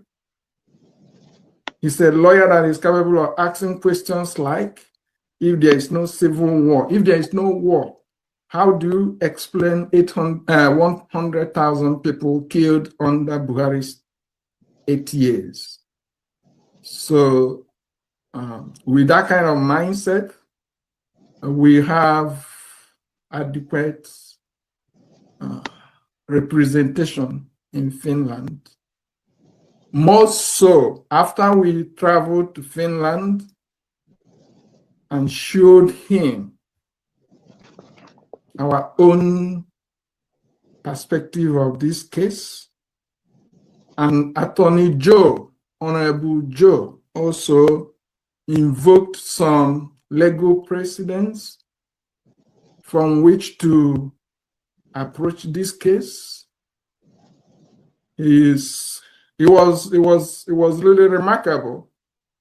And then the following week, he was supposed to go and meet with PM on Thursday. Instead of visiting on Thursday, he went on Tuesday. He went 2 days early. And then when PM called me, he said it's like our coming to Finland changed the attorney. So this is just for everyone to know that, again, as True Survival already pointed out, the work of Attorney Joe in defending PM is immeasurable. In other words, you cannot measure it. It's so big that you cannot measure it. Any attempt to minimize him and his work is not doing our PM any good, any favors. I think let me just end there. We have to go to Finland as organized people. The 4th will not be a court day, but the next day on the 5th will be a court day. And the courthouse has limited seating capacity. Maybe it can take up to 20 people. Because it can take up to 20 people. This aspect is also important for people that are going to Finland. Those of us that will be in Finland, pay close attention, because this information was also passed to the people, but the way they passed it kind of discouraged people. Some people are worried because some of them, many people who are going there want to meet Mazi Simon Ekpa, they want to see him at least and know how he's doing. So let us hear this aspect. It's very important. For everyone that is going to Finland, you have nothing to fear. No matter what, do your own part. It's not everybody that is in the courthouse that will enter the room. So we have to do prioritization. Who is more important to enter the room? It's gonna be people that helped in preparing the documents that are needed for PM's appeal. After that, it has to be people that help to organize this rally. And after that, it has to be the first people to come to the rally grounds. Just because, okay, let me remind Biafrans that PM promised to bring Finland to Biafra. When he said that, I don't know what each and every one of us thought he was talking about. But to me, what he was talking about is to bring rule of law, rule-based system, where what you get depends on what your God wants you to get. In other words, you go to as far as your destiny wants you to go, not merely based on who you know and who you don't know. So, and what we have seen is that all the countries in this world that are doing well are countries that have rule of law. Countries that have rule of law.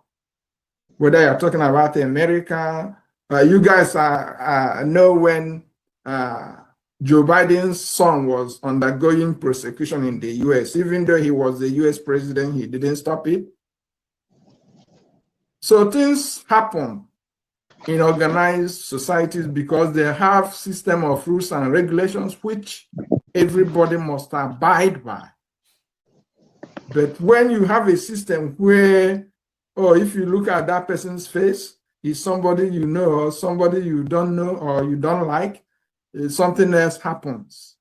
That is why most countries, they refer to as third world countries. They don't have any of these rules and regulations, and they're always disagreeing, fighting against themselves, and most of the times fighting wars. So PM promised to bring rule of law to Biafra. And because we are going to Finland, Finland is a country that is being governed by rule of law. And because of that, we have to be civilized when we go to demonstrate. We have to be civilized when we want to get into the courtroom. Like I said, the sitting arrangement is limited. And if you know that you cannot enter, just honorably stay outside. Our presence inside the courtroom or outside the courtroom is already huge by just coming around. So if you are able to enter the courtroom, that would be nice. But if you're not able to, because there are people that are being prioritized to enter the courtroom, just say, okay, honorably find a sitting position somewhere. the other information is that while I spoke with Attorney Tommy, he said he is asking for them to have another room where people that came to witness the hearing can sit. So that's an additional sitting arrangement, and I commended him for that. So if that we are able to get that, so we have a situation where you can sit inside the courtroom or in a separate room where you will be hearing and seeing what's happening in the courtroom. Now, just to lower your expectation, the first hearing was done in Finnish language. So if you don't hear Finnish, you will not even hear what they are talking about. And then some of you have watched American videos that show legal proceedings. You see how animated the lawyers are and arguing. In Finland, it's not exactly like that. There's no body movement, and they speak in low tone as if they are whispering to themselves. So just for you to know what to expect. The other thing to expect is that last year when PM came to socialize with us, that was just something they made available that day. The rest of the days, what it was is that PM will come through the back door after the proceeding, he will leave through the back door. There was no interaction with us. But that fateful day, they said, oh, he can go commune with us, and then he had to walk across to the end, front entry, and then that's what you guys on TV. So we don't know when they will give him that privilege again. It may be the first day, or it may not be, or it may be any time during the hearing, or it may be every day, or maybe none at all. So we don't know, just to set people's expectations. So with this, I will end here. The work of Joe is invaluable. He has helped us to get into doors that until his involvement in our agitation has been very difficult. And PM, when PM learned that Joe is the one, he was like, because I can't wait to meet with him, because he already knew Joe. And some of the work Joe is doing cannot be discussed on social media. But the one thing I can tell you is that he is making things that weren't previously possible. And PM has not said, shut his work down. PM understands that we have different programs we are doing, and he also knows that there are different priorities, and he is seeing that maybe we are having difficulty pursuing all these priorities. He said, let each group focus on their priorities. So for those that prioritize legal, focus on legal. And for those that prioritize on other things, focus on what you are doing. So he has never said, because you have to focus on this one, then come out on social media to antagonize the other one that you're not focusing on. Just to clarify that, because people coming to say one thing or the other that PM told them, then PM is not saying any of that. I will end here. If there is any question for me at some point, I will answer. May God bless all of you that are here.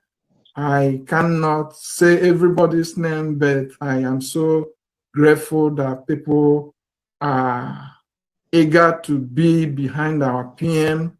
I tell you that he deserves everything we can give him. Some people don't know. Let me just say this. Some people don't know. PM would have stayed in Finland, enjoying his life, doing whatever he wanted, if not for when he transitioned to being a frontline agitator. Several people that he was working closely with in his homeland were beheaded. A lot of people may not know this. They were beheaded. And those images are gruesome.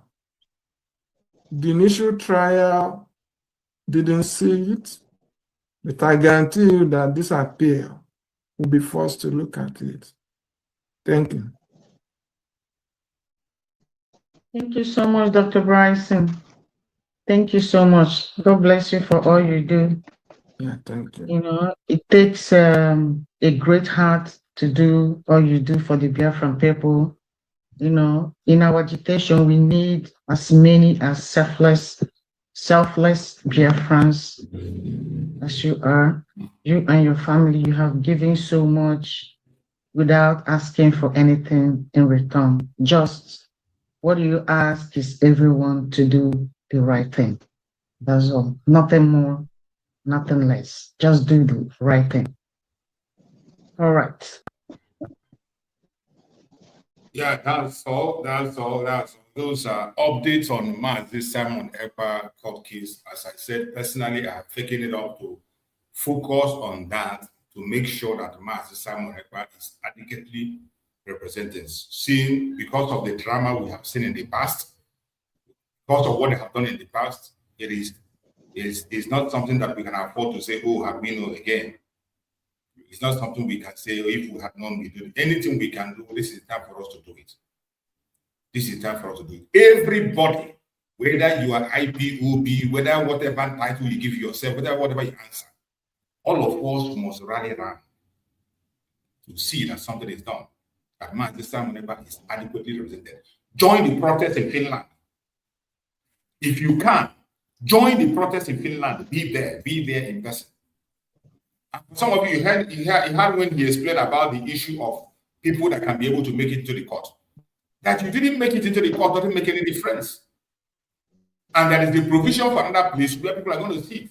He said that, the lawyer said they're going to make a provision where people are going to sit to also make the hearing. But the official provision is 20 people. So if you're not among people, don't say because it's 20 people, oh, I cannot go, it will not be there. No. You can sit there. And then, by the way, the court is not holding only one day. If you're not there the first day, the second day you might be able to enter. It's not going to finish on one day. So if you cannot have a opportunity for a day, second day you can do it. And if you want to be there, you had what he said, those who prepare the documents that are using, those who organize the protest, so all you have to do is to make sure you are there early, and you will be among those who are going to be inside. But whether you are inside or not, another thing is that they will speak Finnish. They are going to use their language to interact. So if we hear anything when they talk, so don't allow that to discourage you, maybe because you cannot be inside the court. No. Your presence in that space, in that compound, in that environment alone, you will be there. And even if you're not inside the courtroom, you will be in the compound, in the office, in that area, in that location, you'll be there, in that very office. And already promises have been made to make available another place where people are going to sit or stand here, make the hearing. So for those who have been discouraged when they hear, don't get discouraged. Prepare yourself, get there. You will be there, you play your own role. Mazi Simon Ekpa personally requested that people should come in solidarity, and it will be a shame that we will see lesser number than the number that went there for convention. It will be a shame that we'll see a lesser number than the number that went there for declaration. We are supposed to have a higher number because this is a more serious issue. If Mazi Simon comes out today, the case of Mazi Nandekano will be a different ballgame. And our energy will increase. Our recognition will increase. So every one of us should do everything we can at this point in time to make sure that we make impact. Christian, you're out again. What happened? I think Christian is having a challenge, or maybe he got a call. So, my fellow Biafrans, wherever you are, don't allow anything to discourage you or distract you. It is very important. This very month is dedicated to Mazi Simon Ekpa. We must dedicate it to him. International attention matters. We must also continue to make sure that we blow this trumpet, let the world. International attention matters, so it matters a lot. You have heard what the lawyer in Finland says. Even from that situation alone, you know that the lawyer has limitation to what he can do. No matter what happens, they will. That is why sometimes when I say it here, you think maybe I'm just saying it to make you happy or to make you angry. Anybody that is under the government, conviction of the government, anybody that is in problem in a case, judicial case with the government, not like Mazi Simon, you can't free them through the government, you can't free them through the judges or lawyer or whatever. It doesn't make much difference. The only thing that frees you from the hand of the government is pressure, either local pressure or international pressure. Local pressure or international pressure. In Mazi Simon, we did excellently well at the beginning. We did excellently well. Both international and local. Even today, in the case of Mazi Simon, international pressure is going on the highest level. And it is nice. We are doing well. The only place we are lacking behind is local pressure on Mazi Simon has reduced because of what this XDOS are doing. Because of what this XDOS are doing, the local pressure have reduced. That is why some idiots will come online and tell you that kill Mazi Simon and normalcy will return. It is because the local pressure have increased. If we had local pressure still going on in Nigeria, no idiot will say that on national TV. No idiot will say it.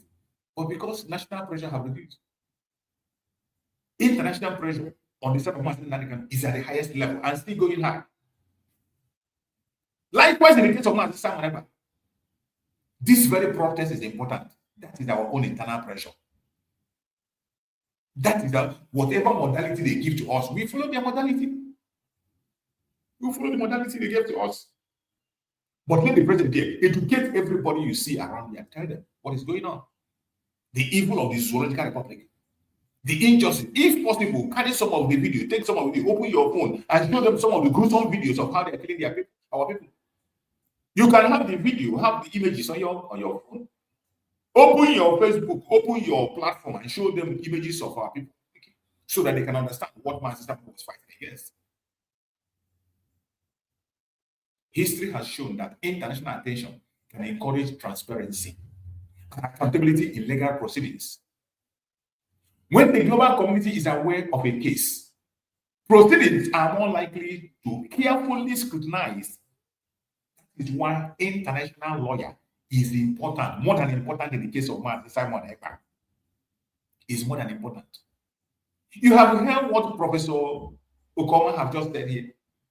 The advice that a finished lawyer gave. The only person that can make a different thing change and make things come in differently or make you have that normal grant you want is the international lawyer. Not necessarily in the court. There are many things he's going to do. But when we say it, some people say, oh, no, Mazi Simon doesn't need an international lawyer. He doesn't need, look at the advice of. And some of you cannot even ask questions. In those mushroom group where you belong, you don't even ask questions. Even the people that are discouraging you, ask them, what are they doing to see that Mazi Simon Ekpa is properly, adequately represented? How many of you ask that questions in your group? How many of you ask questions in the small group you belong and ask them, how is my prime minister adequately represented? What is the plan? You won't ask. History has shown that international attention can encourage transparency, accountability in legal proceedings. When the global community is aware of a case, proceedings are more likely to be carefully scrutinized. What we want in the case of Mazi Simon Ekpa. Let the proceeding be carefully scrutinized. Legal standard receive greater attention. Let the legal standard receive greater attention. We are not asking for favor for Mazi Simon Ekpa. We are not begging for anything. We are asking them to follow the rule of law. When international attention is there,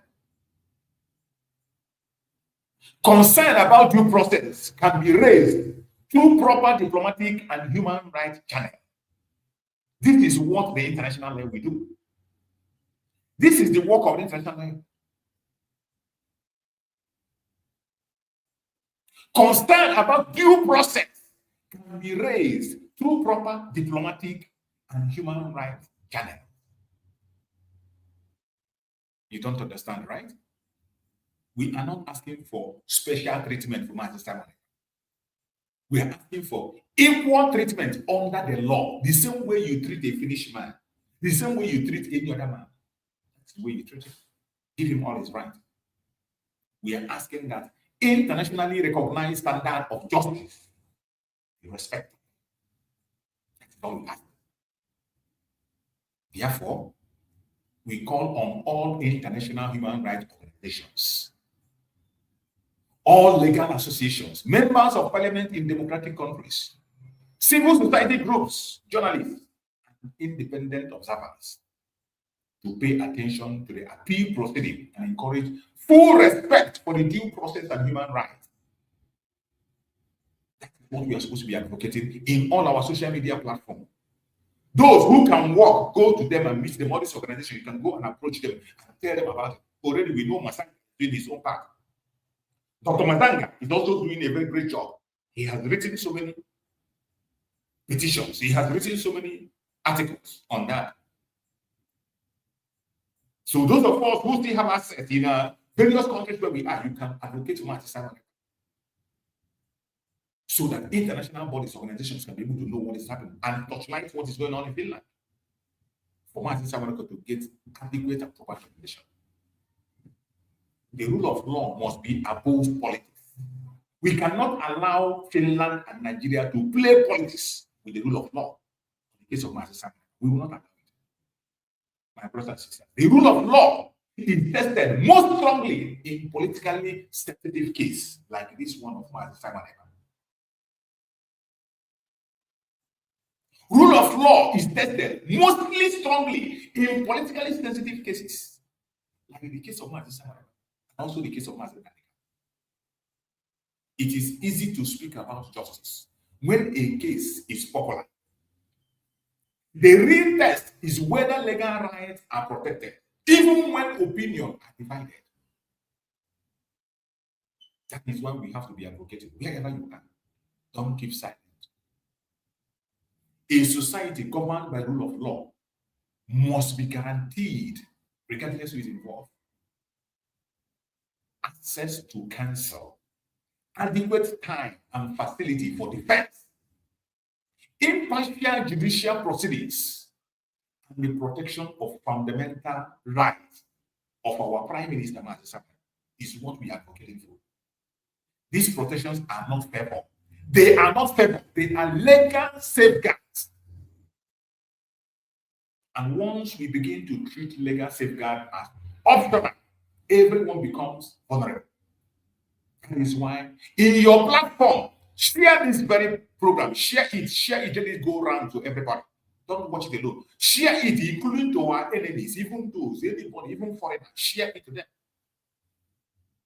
Continue on your own path. Advocate for Mazi Simon Ekpa in your platform.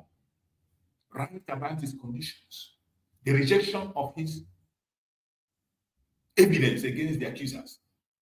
Write about it. Write it on your platform. Post it. Share it. Make a video, make a picture of it, and share it. Make the case go viral so that interest communities will come in.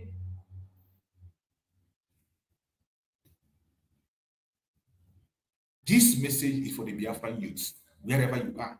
The Biafran youths. I want to speak directly to the youths. Do not allow frustration to push you into reckless actions. We must not allow frustration to push us into reckless action. The strength of a movement is not measured by anger. It is measured by discipline, organization, knowledge, and lawful engagement. So we, the youth, we must control ourselves. Even the younger ones than us. Use your energy wisely. Educate others. Share verified information. Support lawful advocacy. Engage respectfully, online and offline, and avoid language that promotes violence and hatred. Avoid language that promotes violence and hatred. We must avoid it. While we are advocating for Mazi Simon Ekpa and the release of our Prime Minister, the world listens more carefully. When people speak with discipline and moral clarity, the world pay more attention. When people speak with discipline and moral clarity, So we must speak with discipline and moral clarity if we want the world to hear us. And those of us who are living in the diaspora, to our brothers and sisters in diaspora, this is a moment for coordination. Wherever you are on this planet Earth, everyone living in diaspora, this is a moment for coordination. We must be coordinated. Every one of us living in diaspora, we have access to legal networks. We have access to media platforms, advocacy organizations, academic institutions, and elected representatives in your countries and residents. You can meet them, use those channels constructively. Anywhere you are as a Biafran, those of us living in diaspora, it's not like Nigeria where it is difficult for you to see. Common local government chairman, you will not see it. In diaspora, you see your senators, you see your representatives. They are just like ordinary people like you. It's not in Africa where a governor is like a god that you can't see. Those opportunities are with us, those of us who are living abroad. There are legal networks anywhere you look. Media platforms. Those of us that have access to media platforms begin to advocate and speak about the case of Mazi Simon. In this 1 month, channel all energy to it. Talk to advocacy organizations. They are everywhere around us. Anyone you can reach out to, talk to them and explain to them what is going on. In the case of our Prime Minister, academic institutions, so many of us are even in schools. In those institutions, talk to them. Speak to them about what you're going through. In wherever you are, your elected representatives in your countries and residents, those your representatives, you can approach them one by one and tell them what is going on. Use those channels constructively. Write letters where appropriate contact is. Write letters where appropriate. Contact human rights organizations. Share factual information. Factual information, not rumor, not propaganda, not blackmail. Share factual information. Any information you don't verify, don't share it. Leave it. Encourage lawful observation of proceedings. The diaspora has always played an important role in raising international awareness on issues affecting their people. That have always played a major role. So every one of us living abroad, use those channels you have to continue to advocate. This 1 month, let it be about Mazi Simon Ekpa. Let Mazi Simon Ekpa be on top, trending. Let it be trending. Let the case of Mazi Simon be trending. Free Mazi Simon Ekpa online, everywhere. Let us activate that hashtag. Let us activate the hashtag to Mazi Simon Ekpa freedom. In this remaining 1 month, let's see why there will be no change.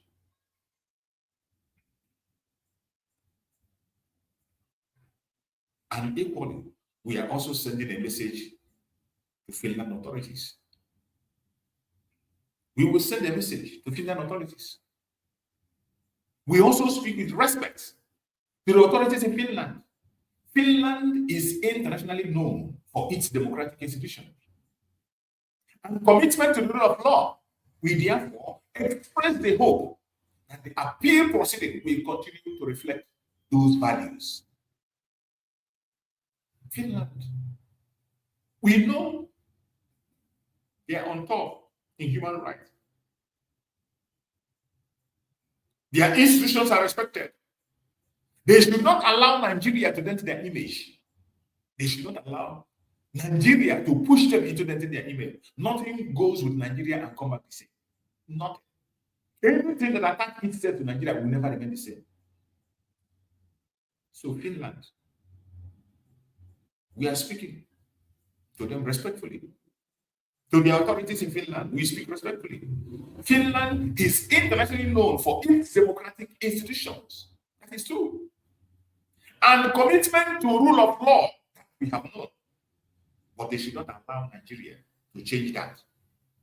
We therefore express the hope that the appeal proceeding will continue to reflect those values that people talk about. That is why we are calling for full respect of due process in the case of Mazi Simon Ekpa. We are asking for full respect for due process. To adequate legal representation. Adequate legal representation, not just adequate. Adequate. We call for transparency in proceedings and the protection of all internationally recognized rights available under Finnish and international law. They must all be given to Mazi Simon. This appeal is being followed by many people around the world. In case people don't know, this appeal is followed by many people around the world. And confidence in the judicial process is strengthened when proceedings are conducted with openness and fairness. We are not expecting anything less. What should happen between now and August 5th? That's the question everybody is asking. The period before the hearing is extremely important. This period we are now, this 1 month in between, it is extremely important. That is why I say every one of us that is genuine under Mazi Simon Ekpa should channel his energy, channel all your energy. Every of your energy, channel it to the freedom of Mazi Simon. You have no other business. Channel your energy to the freedom of our Prime Minister Mazi Simon Ekpa. If you are sincere to yourself, if you are genuine,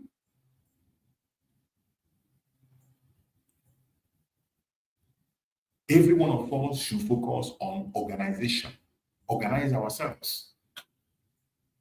We should focus on organizing ourselves, organization, create coordinated communication channel that share verified update. We must have a coordinated communication channel that shares verified update only. Verified update only. Don't try to make us happy. Don't try to make us angry. Don't try to personalize it. Don't try to make yourself feel big because it's coming. No. Give us verified updates. In between this short time, legal preparation is going on. We must allow the legal team to work professionally without unnecessary public interference. More especially this international lawyer. Everything he needs must be given. No distraction. Financial support, more especially. If you have not yet donated, go and seek for the link. Make your donation. Even if it's $1, it will go a long way. Make your donation. In this 1 month, every finance should be channeled on that. If you are genuine, there is no other project that is more important than the freedom of Mazi Simon. Let's push it in this 1 month. After this 1 month, whatever happens, there will be no regret. If we give everything we can, after this 1 month, whatever happens, there will be no regret. But if we fail to do what we want to do, if we fail to what we're supposed to do, after this moment, you will come and cry and begin to shout, oh, if I had known, will punish you. We should continue our advocacy wherever you are. Prepare peaceful awareness campaign centered on justice, fair hearing, and human rights.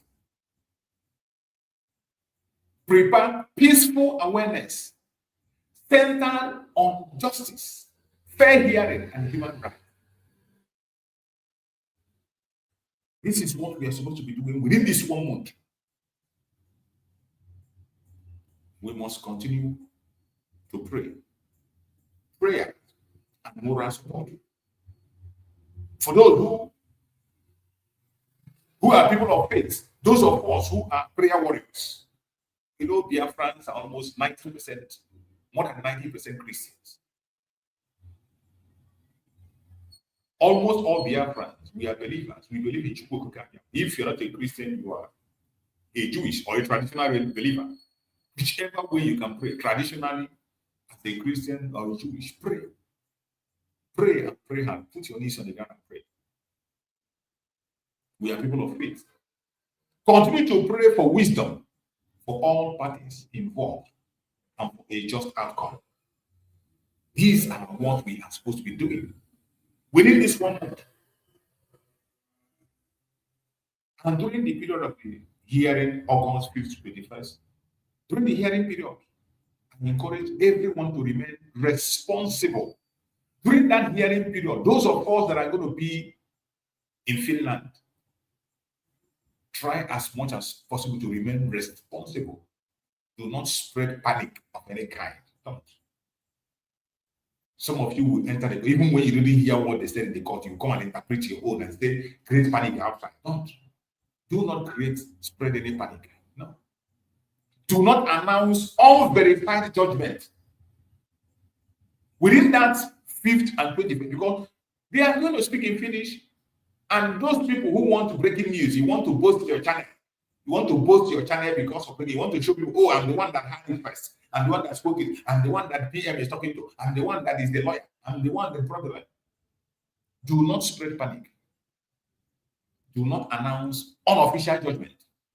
Do not attack judges, lawyers, or institutions. Don't. There's no need for that. Instead, follow verified court updates. Share factual information. Encourage calm at all times. And continue peaceful call for justice and due process. Remember, the credibility of any advocacy effort depends heavily on the conduct of its supporters. Our conduct matters a lot as we advocate for Mazi Simon Ekpa. Advocacy effort depends heavily on the conduct of the supporters. So how we behave matters a lot. We need to be very, very careful. Very, very careful. This moment is not only about one court case. It is about the broader question of law, of how legal rights are protected in political sensitive matters. This case of Mazi Simon Ekpa is going to have a lot of effect on the case of Mazi Simon Ekpa, in case you do not know. It is going to have a lot of effect on the case of Mazi Simon Ekpa, in case you do not know. That is why IPOB should be part of this advocacy.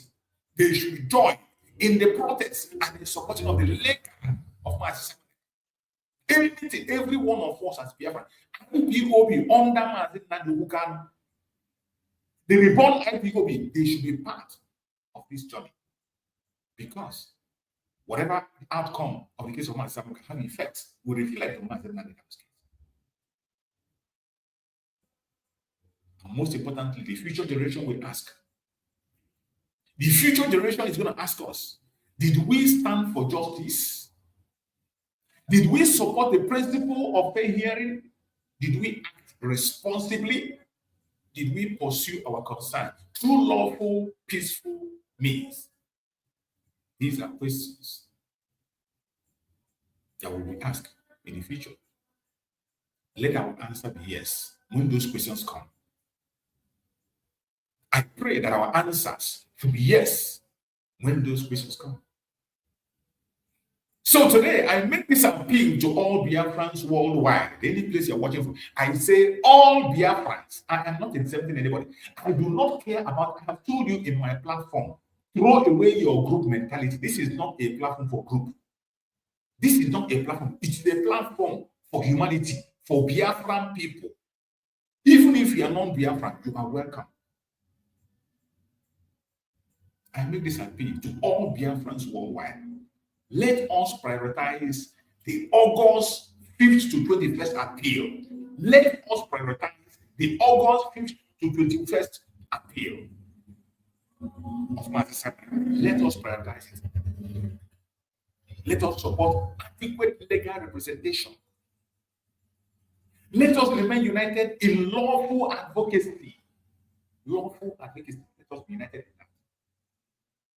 Let us continue to call for international attention in all your platforms. Anytime you own your camera, don't waste your time abusing your brother, trying to counter what your brother said and what he did not say right. Forget that. Focus on continue call for international attention. Let us insist the rule of law and human rights be respected. Let us reject misinformation, hatred, and division. This is something I am begging that we, the Biafrans, should do. Not tomorrow. We can start it. Each and every one of us can start it on our own. Let us reject misinformation, hatred, and division. And let us conduct ourselves in a manner that reflects dignity, discipline, and respect for justice. Wherever you are watching this program from, wherever you are joining us from, if you have not shared this program, please share this program. It is very important. Don't watch it alone. Click like and share it to at least one person. Share it in your WhatsApp group. Share it in your YouTube, your Facebook, anywhere, any platform, for family and friends, even to our enemies. Share it.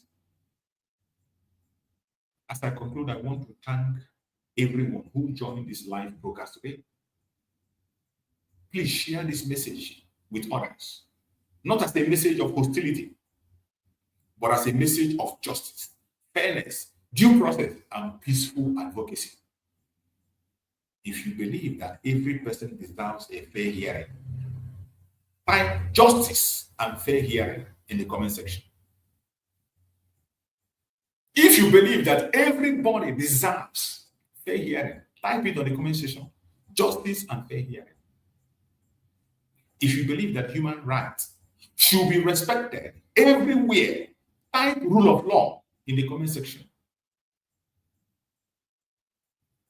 If you believe that peaceful advocacy remains important, type peaceful advocacy in the comment section. The world is watching.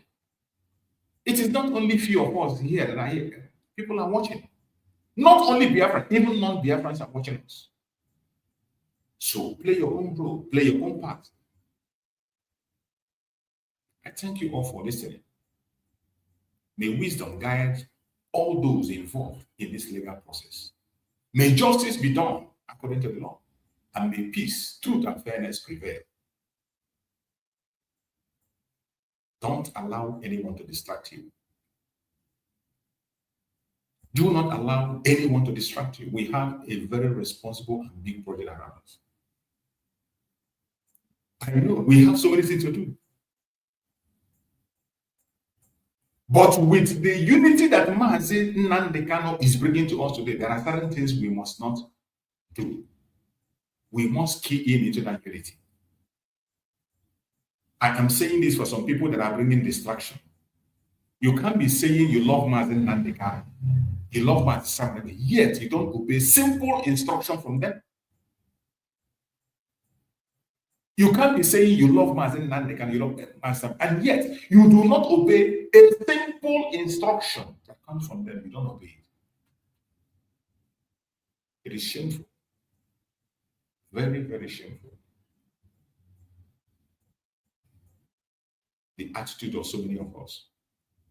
I'm saying this because of some people that are creating confusion in the issue of the Liberation Army and the ESN. Every genuine Biafran knows that the Liberation Army of Biafra is the ESN. True of us. Every Liberation Army is the ESN. They are the ESN under Mazi Simon. And immediately Mazi Simon recovered the IPOB. Every member of the Liberation Army played allegiance to Mazi Simon. And whoever Mazi Simon puts in charge, Chris Mogu, they play allegiance to Chris Mogu. Every direction that comes from Chris Mogu, they obey and follow. What it means, that's the chain of command. When we talk about the chain of command, code of conduct, that's what it is. The command comes from Mazi Simon and trickle down from the HOD down. Even if you are in another group, all you need to do is to key in into the instruction that is coming. You can still be in your own group and continue to make impact in your own little way that you know you can. Nobody is telling you to come and close your group or don't do it. No, no, no. Everybody have a role to play. As you see, Avid doing their part. The Rising Sun is doing their part. Ambassadors of self-determination doing their part. The Brigade is doing their part. The USBG are doing their own. So everyone has their own responsibility, whichever angle or area you have. Just focus on it. But the command is coming from the top. It trickles down. Chain of command from Mazi Ekpa. Don't create confusion. There is no confusion anyway. After the recovery of IPOB, the confusion in IPOB was removed. And the Liberation Army came back as ESN. We saw them in solidarity video. Many of you saw the video. If you have not seen it, go and search. It's online. They pledge allegiance. And after they pledge allegiance, they will be accepted. All the Median warriors of the IPOB, under Mazi Ekpa, they played their videos in their program. That is acceptance. That is acceptance. There's nobody that came anywhere and denounced them and said, oh, you're the Mazi Simon Ekpa. No, you are this one. You are not. No, we didn't see that video anyway. We did not see. So today, the Liberation Army is under the IPOB, under Mazi Ekpa. If that is not clear for you, I want you to listen. I'm going to play a video of what Chris Mogu said, the HOD said when he was making a speech. He made it clear that IPOB is taking responsibility of ESN to take care of them. IPOB is going to take care of the Liberation Army. So if anybody feel they're not taking it, the only thing you have to do now is to wait.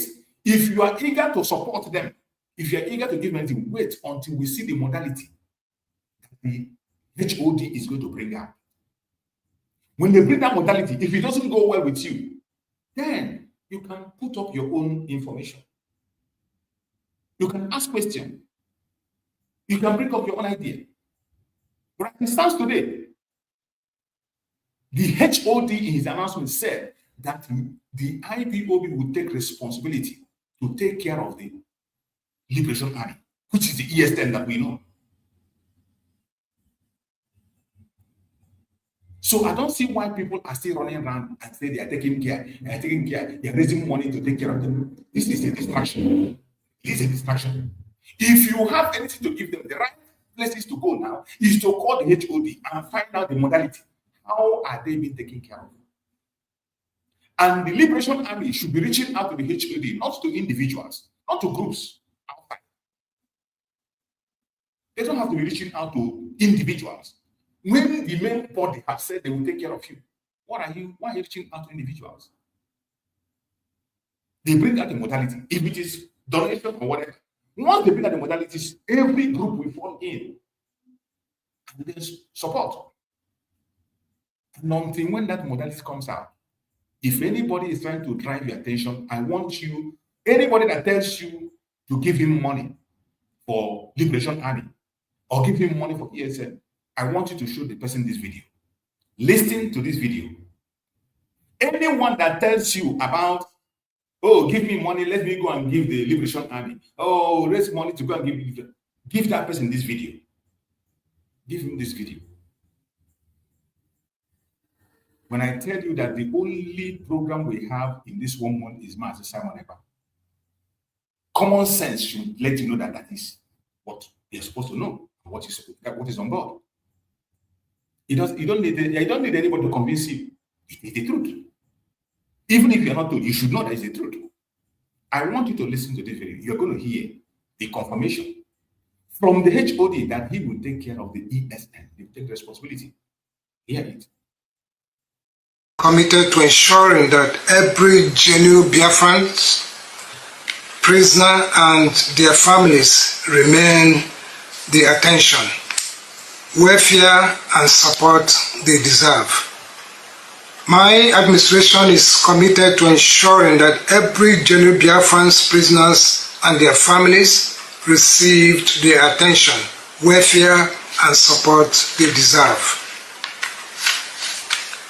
Furthermore, the administration recognizes the importance of ensuring that welfare arrangements for members of the Eastern Security Network are administered in accordance with the movement's established policies. Measures are being reviewed to improve the management of welfare support and to strengthen oversight and accountability for resources allocated for their purpose. Equally important is the financial accountability. Every contribution made by Biafrans across the world represents sacrifice. Those resources belong to the movement, not individual. Our administration will restore financial discipline, transparency, and confidence throughout every structure of IPOB. My administration will provide weekly updates regarding the legal proceedings involving our supreme leader, Mazi Simon Ekpa. Our people deserve accurate information, not rumors. You can silence what the truth has begun.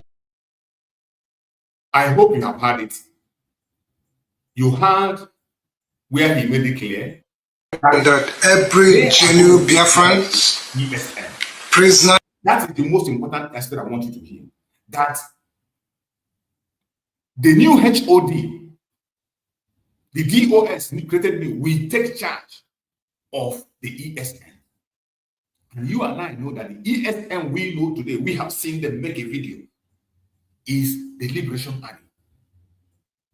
And they are now being taken care of by the HOD, the DOS.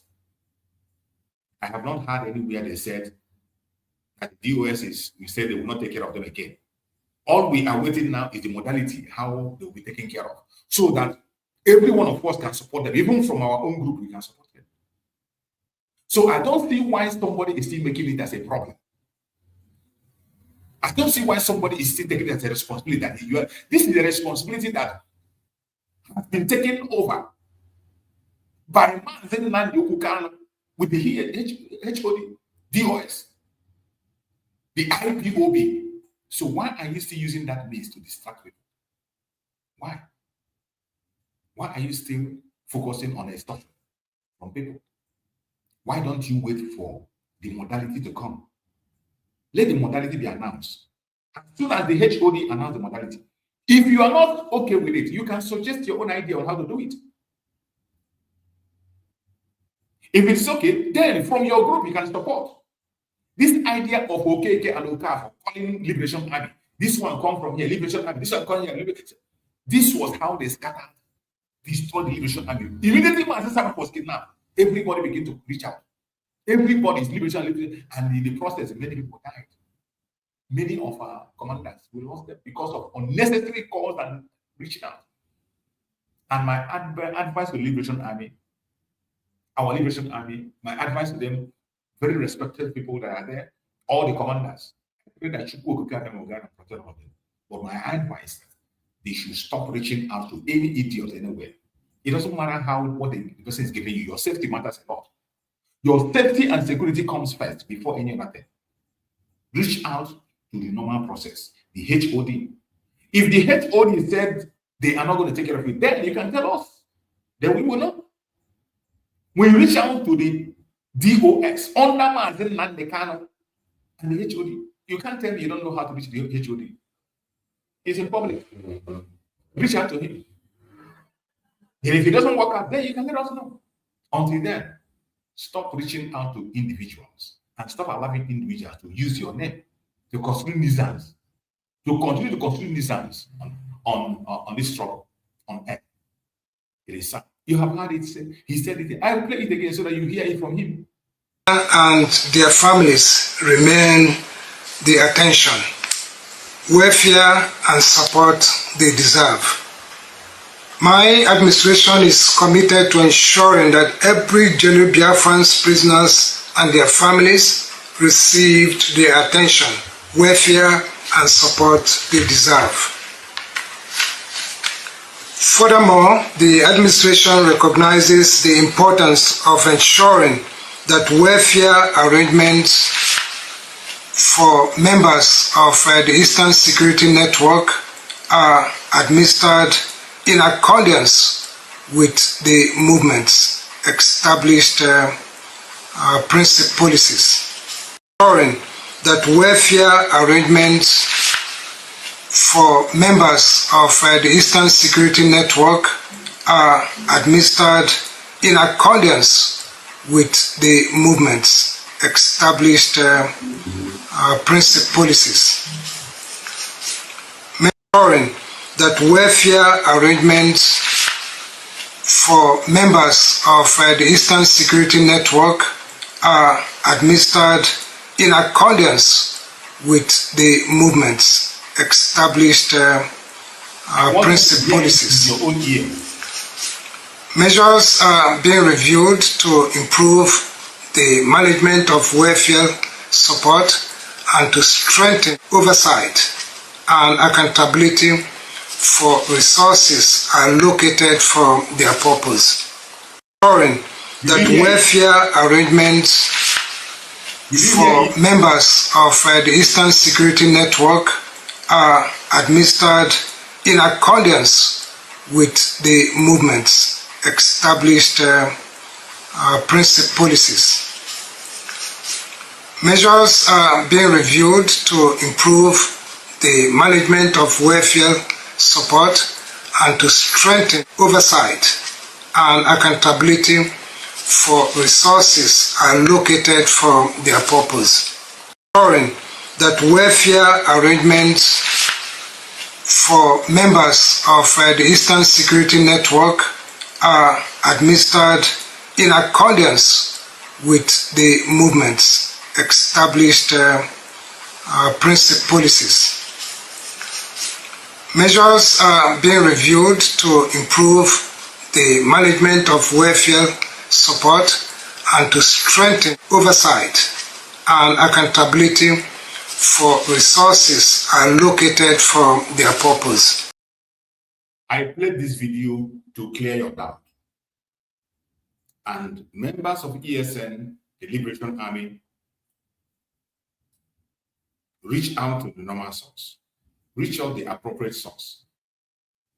If your need are not met or if you have been rejected, then you can let us know. But until then, we follow the order of the Supreme Leader, Mazi Simon Ekpa, that trickle down. We follow the chain of command from Mazi Simon Ekpa to any other group or section. From Mazi Simon Ekpa to Chris Mogo and any other person out there. That chain of command must be followed and obeyed. Don't allow anybody to distract you. I pray that Chukwu Okokabia will give us the wisdom, knowledge, and understanding to do what we have to do when we can do it. Do not allow anybody to confuse you. Do not allow anybody to distract you. Don't allow anybody to blackmail you. This is not the time for confusion. This is not the time for personal attack or calling your brother name. Even if somebody abuses you, ignore them. Ignore them. This is not the time for saga. If you're a Biafra and you still have time for saga, at this critical time, you still pay attention to saga. I don't know whether if you will ever have knowledge. If at this time, with the rate of things, we have things that is going, with what our leaders are facing today, if you still have time to pay attention to saga, you still have time to talk. Oh, this one said, that one said, oh, this one said, oh, he's laughing. Oh, he doesn't know how to speak English. Oh, he doesn't do something. Oh, his name is not there. If you are still part of those, I'm sorry, you should be ashamed of yourself. You should be ashamed of yourself. We are in a very critical time. A time that everything matters. Every information matters. A time that we must move all mountains. More especially in this month that we are in. As I said, this month was dedicated to our Prime Minister, Mazi Simon Ekpa. Channel all effort, all energy to our Prime Minister. Channel all energy there. Every energy, channel it there. Don't allow anything to distract you. Don't allow any propaganda, blackmail to distract you. My fellow Biafrans. Before we close the program of the day, we'll go to their media. Let's try to visit their media today and see what they have in the media to confirm all that we have been doing and what I've been saying. Let's go to the media and get some confirmations. Let the world know that when we say the zoo is gone, it is gone. It's not remaining. When we say the zoo is gone, it's gone. It's not remaining. It's not remaining. It is finished. It is finished. When we say the zoo is finished, it is finished. And before we go to that section, I think we will have a quick break. We have a very quick break. After the quick break, then we will come and go to the media to give out what they have to support everything we are saying about the Zoological Republic. Because our confirmation is in their hand. And then they confirm, look, will they confirm their failure. For God, they say Tinubu don't follow for God. Tinubu don't follow for God. They want to take it, that's the chop of our head. Senate house fall and the criminals, country military fall and the terrorists, injustice, Omotosha forget law for inside God. Changaro Republic at the government. Abubakar Malami don't fall for God. Him and EFCC put leg for shit. Them say Sheikh Kukumi don't fall for God. Because Donald Trump don't come to Machamo. Hingo matching Boko boys, matching terrorists. As the government knows a big way for kidnapping to stop. I make it don't fall for God. They make it Nigerians see one die for suffer. Welcome back, welcome back, welcome back. Thank you so much for waiting. Thank you so much for hanging around up to this moment until this last phase. I appreciate you for your patience. It's not easy. Many of you have spent hours with me on this program. Thank you for your patience and for being with us up to this minute. Now, let's see what they have in their media. Let's see what they have in their media. This one says, fresh payroll record confirmed Mary Hapila Anita Baki. We are on David Umahi University payroll amid death row. You see? This man, David Umahi, has a lot of skeleton in his cupboard. David Umahi murdered this lady. But because he feels so powerful, this is not the first time, not the second time, and it will not be the last time. Except when he will take a life that Chukwu will not be able to keep silent anymore. The blood of the innocent, so many of blood are crying on this David Umahi. Look at it. Fresh payroll record confirmed Mary Habila Anita Baki. We are on David Umahi University payroll amid death row. David Umahi cannot train university for no gain. Now, the truth will come out. We're not going to leave it. We didn't hear they follow them. Nonsense. Ondo Police Command arrest 3 interstate robbers. Recover gun, now 7 other suspects. Interstate robbers. They don't go catch Fulani terrorists. Nonsense. APC member threatened defection, accused Niger Governor Bago of imposing hijacking party structure. Mad people. Adeleke, waiting the warrior Adeleke. Posting Governor Adeleke to scrap Nigerian Union of Road Transport Workers leadership in Motopark over violent clashes. Agbero. Your president and the chairman of Agbero. Your president is chairman of Agbero. Where are you going to start? Alleged 1.35 billion fraud Absence of defense counsel, stall trial of ex-Jigawa governor, Sule Lamido, son. You see the kind of money where this is not like this speed. If now Southeast person, then they say 500,000, 500,000, 180,000. That's what 100 million, 300 million. Look at it. Look at what they steal from the north. 1.35 billion. 1.35 billion. One people every year. Death toll in Jigawa boat tragedy raises to 6 as 34 farmers, laborers still missing. Both capsized. England's football legend Kevin Keegan dies at 75 after battle with cancer. Sorry, I was so rest in peace. Shetima used to be citizen reporter for Sahara Reporters. Showore revealed past relationship with the vice president.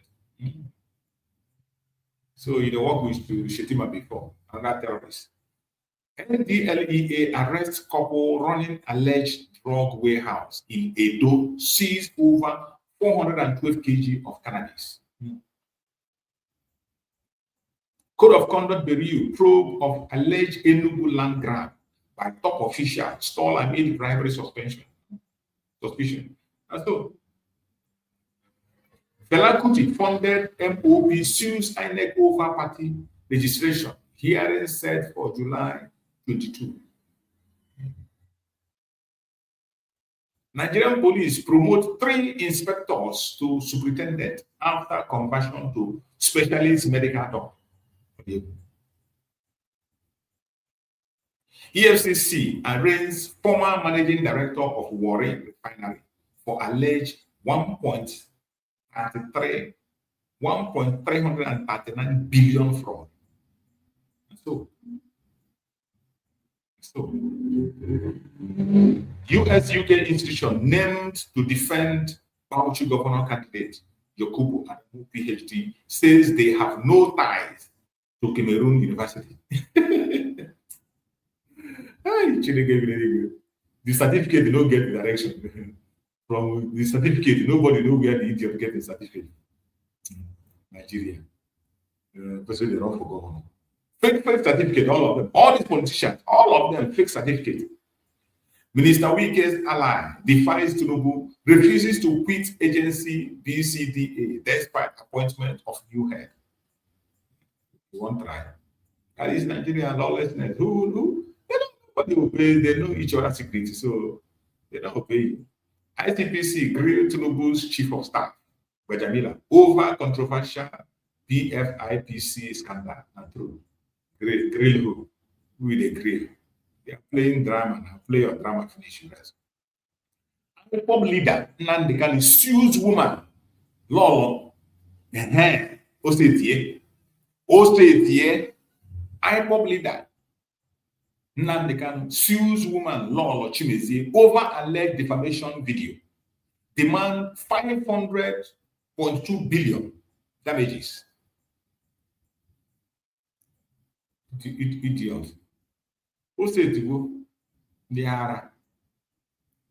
Come do defamation. Lolo nega, prepare. Lolo nega, inokoya, prepare. Lolo nega. Yeah. IPOB leader Nnamdi Kanu sues woman Lolo nega over alleged defamation of videos. Defamatory videos. Demanding 500.2 billion damages. On a video. On a social media video. Nonsense. Bloodshed in Osun Motor Park. Transport workers protest demand IGP's intervention as Governor Adeleke orders arrest of attackers. Let me see this. I think I need this to go better. I'm going to try to see how to get it out. They are no propaganda. All of them go here. ICPC quizzes NITR Director General Ajekaye over alleged corruption abuses of office, age falsification. DSS to appeal terrorist commander's life sentence. seek death penalty over murder of Oyo school teachers. Breaking. Tinubu appoints Fayose as Rural Electrification Agency Chairman. Name 25 orders to federal agencies. Appointing their fellow criminals. Preparing for election. Central Bank says fake presidential council BFIPC has 2 accounts with 0 balance since 2025.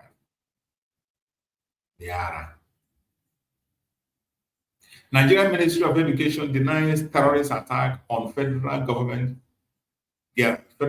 girls college. I will deny after you become true. Workers group back Nigerian nurses strike, demand removal of Kaduna Hospital Director, threaten nationwide action. Lagos firm filed appeal against court ruling on final forfeiture of 52 Lekki housing units.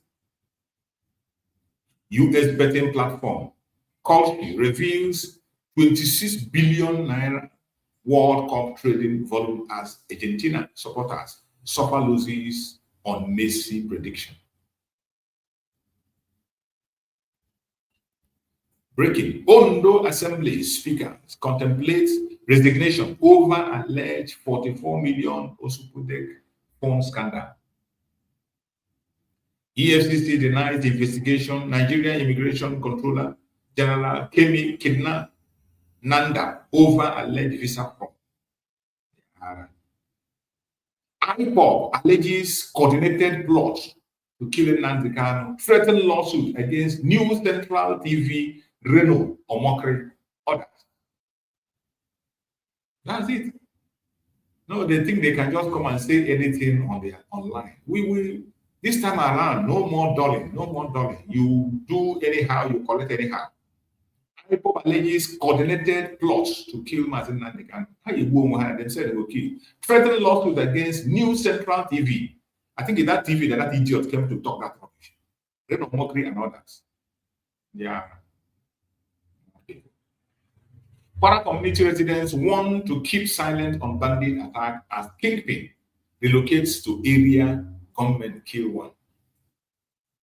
So, Nigeria. Rainstorm kills 4 residents, destroys school, hospital in Sokoto.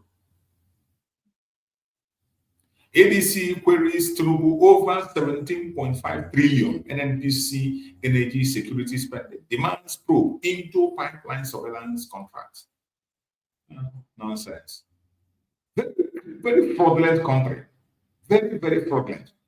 Finance minister denies Tinubu government borrowed 80 trillion in 3 years. Blames Naira devaluation for best search. Grammar. There is grammar. Don't worry. When Tinubu come out now, you go enter prison. Mefele don't they hear your own. So Mefele they speak grammar, they speak grammar, defend nonsense. Ondo Assembly to decide fate of Speaker Deputy after failure to resign over alleged 44 million Osopotec fund diversion. They are marketing.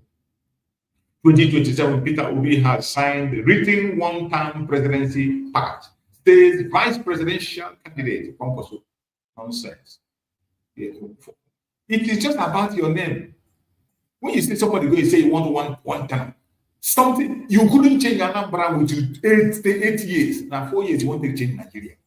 You won't use 4 years to change Nigeria. Nonsense. US launches fresh airstrike on Iranian military over Strait of Hormuz. NBA witnesses its worst election under Afam Osibe. Presidential candidate Olumoye alleges lament interference. Canada condemned US plan to impose 50% tariff on goods, vow to defend workers' economy.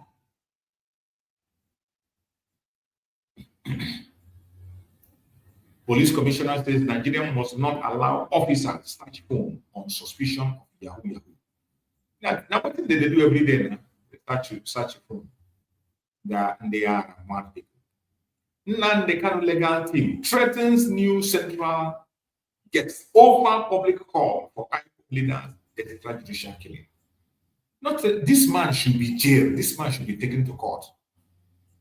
Calling that Mazi Simon Ekpa should be executed on national TV. You are bigger than that. Isaac Fayoshe, mock ex-governor Ayo Fayoshe, over Tinubu's rear appointment. He wants money now. Non-implementation of budget is impeachable offense. Senator Mongunu confronts Tinubu government. Now talk, now once you get, you want impeach Tinubu. Nonsense. I've never been funded by the West. Showere dismissed foreign sponsorship allegation. Court adjourned Mambila hydropower case 3 months after defense accuses EFCC of ambush. It involved powerful people. The case will not see the light of the day. Nigerian troops foil Boko Haram attack in Yobe. Key terrorists recover logistic item. Nonsense.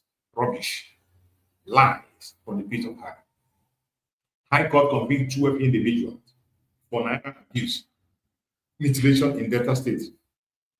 This Naira abuse mutilation, the only poor people that they catch. The only catch people that the poor people that they catch. British Prime Minister Barham pledges to scrap VAT on household electricity bills. Yeah.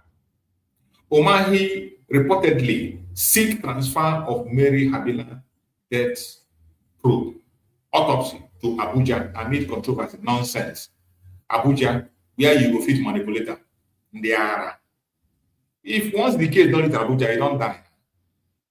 Once the case gets to Abuja, it is dead. There's nothing anybody can do. There's nothing anybody can do. Unpack what really happened to Mary Habila at David Umahi residence. This one I go hear and later I will listen to it. It will not be something where I will play with that. I will listen to it later. So thank you so much for joining the program. I appreciate everyone that has been with us on this very program today. We have done justice. Remember, this remaining 1 month has to be dedicated to our Prime Minister, Mazi Simon Ekpa. Wherever you're watching this program, I urge you in the name of Chukwu to continue to do your part. Support the legal representation of Mazi Simon Ekpa. The legal fees. Look for the link, it's out there. Go into that link, go to that link section and then click and make your donation. No amount is too small. Prepare for the protest. Prepare for the protest. Make sure you are in Finland. The same number we had during the convention, let us surpass it. The same number we had during the declaration, let us surpass it. Let us surpass it. Mazi Simon personally demand for this. Why are you going to fail him? We must make sure that we are there. May Chukwu protect every one of us. May Chukwu protect our Prime Minister Mazi Simon Ekpa. May Chukwu protect our Supreme Leader Mazi Simon Ekpa. Thank you for being part of this program. I will see you again later in the evening by the special grace of Chukwu. I appreciate every one of you. And after this program, I'm still going to play another program of mine. I promise that I will play either the message of Mazi Simon Ekpa or more especially Mazi Simon Ekpa for you to get back to the information left for us. If you didn't hear it, those they told, don't go and watch this program. Don't go and listen. You will begin to listen to them now. See you again in the evening. Let the universe bear witness to the sacred code. The ground beneath us does not yield to seasonal guests. The tenant cannot sack the landlord. The employee can never sack the employer.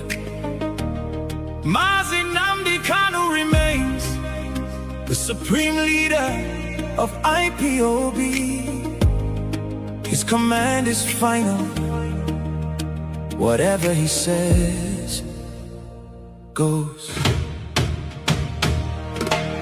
Pursuant to the strict authority of the supreme leader and the sacred unyielding IPO code of conduct, the third administration of the DOS is hereby dissolved. The sentence is passed, your names are permanently erased.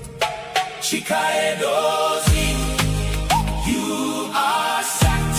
Tony Nzurumike, you are sacked.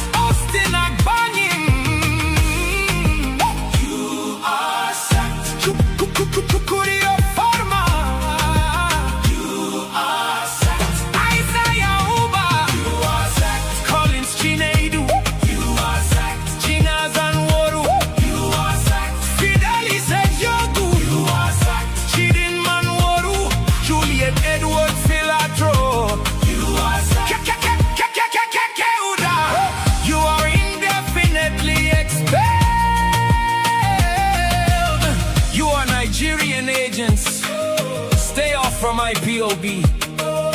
You no longer speak, you no longer act for the children of light. The employee cannot fire the boss.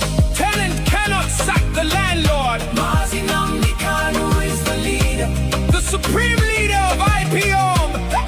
Through the trials, through the chains, his word remains absolute. Whatever Mazi says goes. Whatever the supreme leader says goes. They thought darkness could hide the shadows of greed.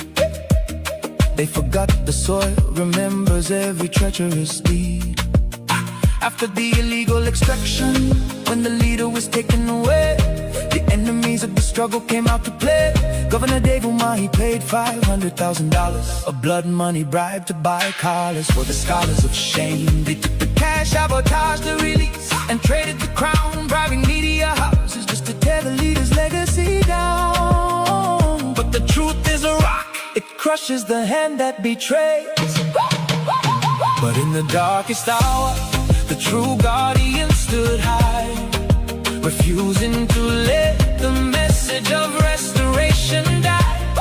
We lift our voices to honor the ones who defended the light, the shield of the truth in the dead of the night. Thank you, Biafra Vanguard Media, for standing so bold, for ensuring the unfiltered truth was always told. Salute to the dedicated souls of Advocacy, standing the test. Salute to the rising sun, unyielding and blessed, and the ambassador for self-determination marching ahead, keeping the fire burning for the living and the dead. You defended the leader, you shielded the name from the stain. Oh, whatever Mazi says goes.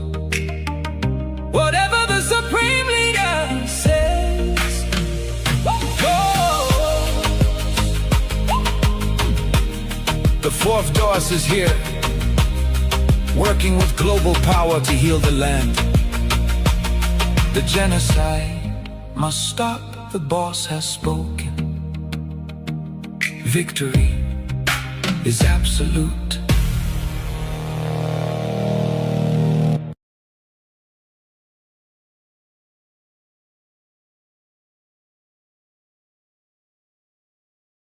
Good afternoon, good morning, depending on where you are watching from. Welcome to this State of the Nation address today, the 23rd day of June 2022. I have come here today to address Biafrans on some of the stride that the Biafra people have taken in international community. My fellow Biafrans, we are making progress.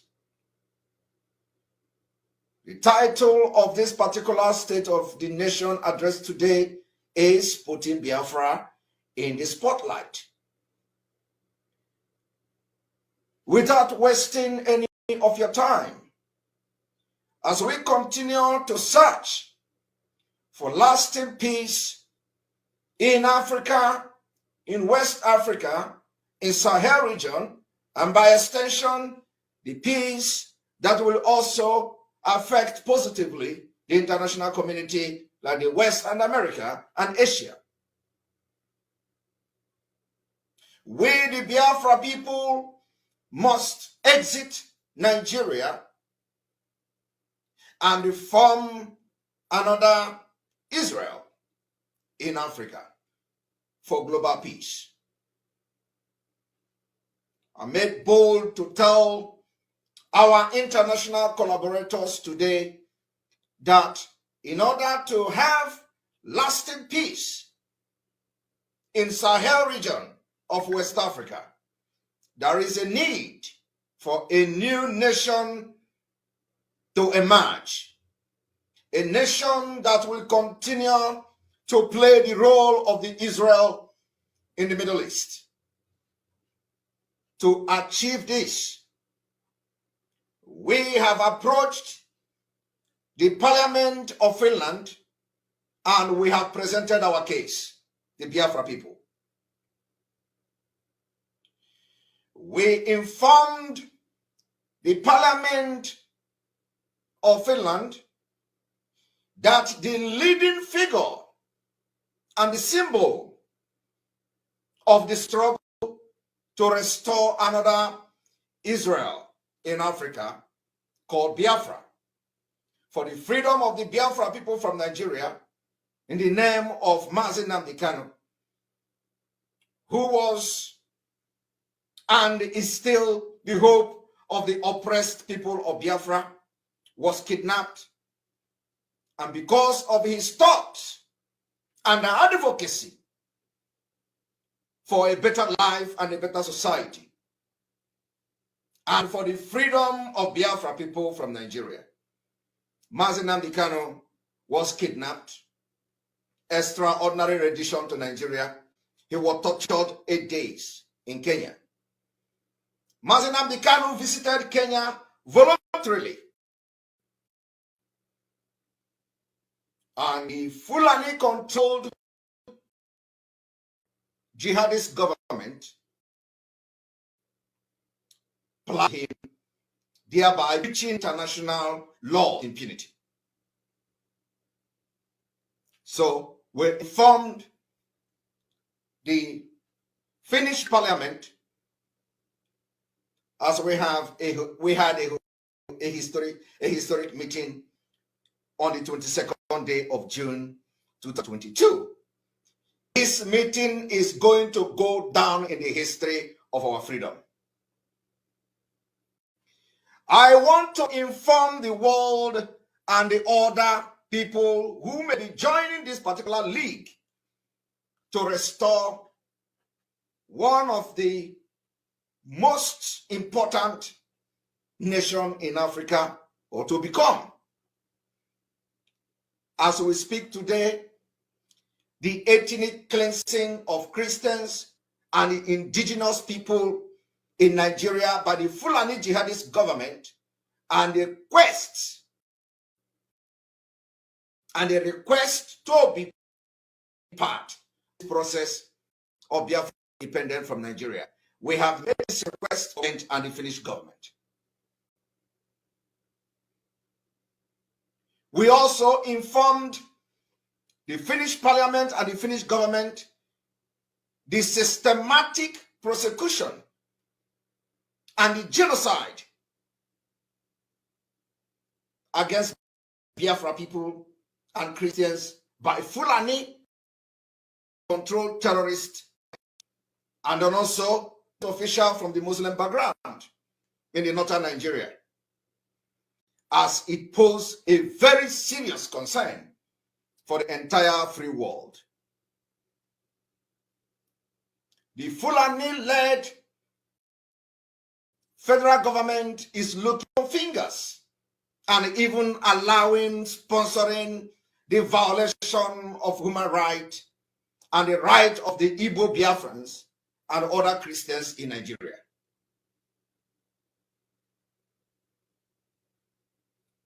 We also inform them that at no point in time has Nigeria experienced peace in a united so-called Nigeria and built a common future.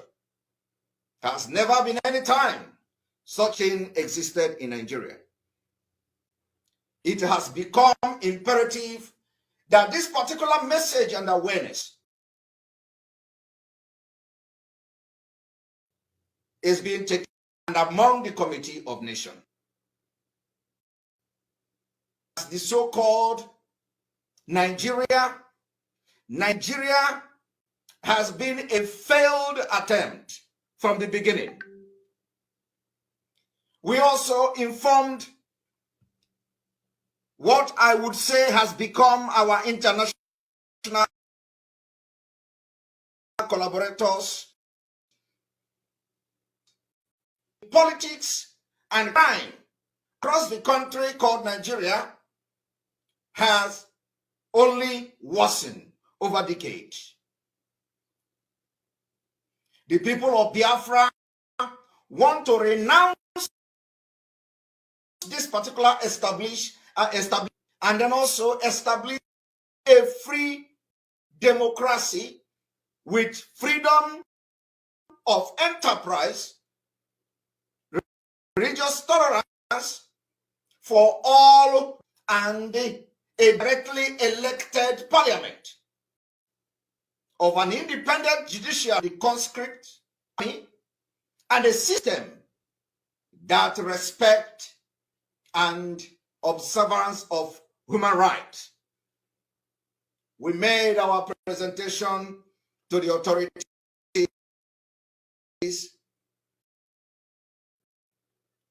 and they were interested.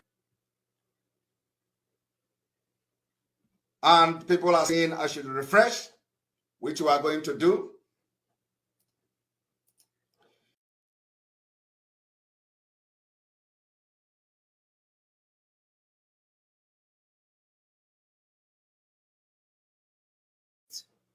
With multiple attack.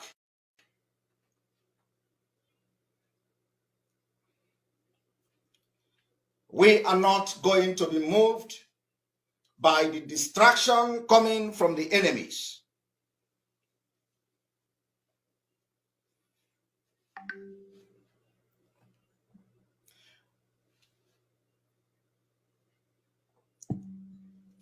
I want to inform Biafra people today that we also informed the Finnish parliament and the Finnish government that adopt and ratify every international law. And we started by the United Nations Convention on Human Rights, the Convention on the Right of the Child, and the CRC will be among the first international agreement to be ratified by the Biafra people.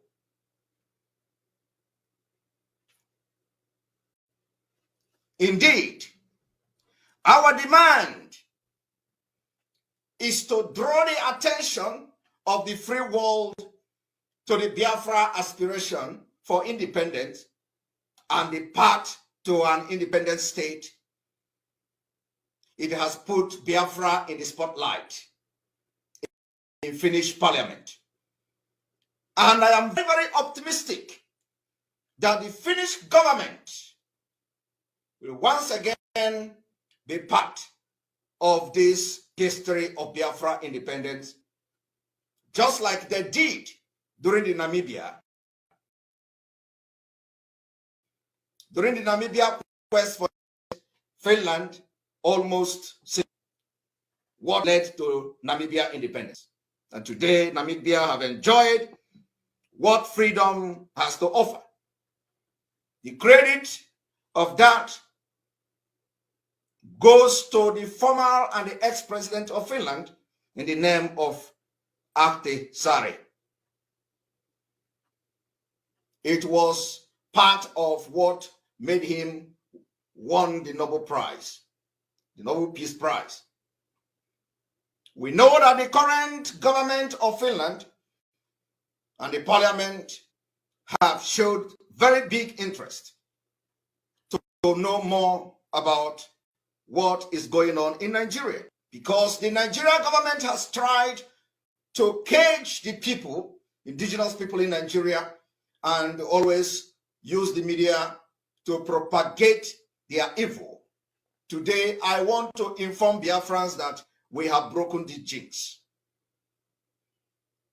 I also cannot help but compare the situation in the Middle East with the crisis between the Israel and the Palestine. You all could remember that the president of Nigeria, each time he goes to the UN General Assembly, he has advocated for the independent state of Palestine. It is on record. If you compare the size of Israel with Biafra and the rest of Nigeria with Palestine, you will be amazed, as is the population of these regions. If Biafra crisis had received at least a third of its attention and the support of the state, and their head of state to resolve the situation in the Middle East, Biafra would have probably already been an independent state. That is what we are doing today. The quest for Biafra freedom have now entered a multi-dimensional phase and approach. On behalf of the Biafra people, as their recognized representative and spokesman, in the part of Mazi Simon Ekpa, I, Simon Ekpa, and other Biafra people on the Finnish parliament and the government to tackle the issue of Biafra crisis as a matter of urgency, as a humanitarian crisis duty to prevent that genocide against Biafra people.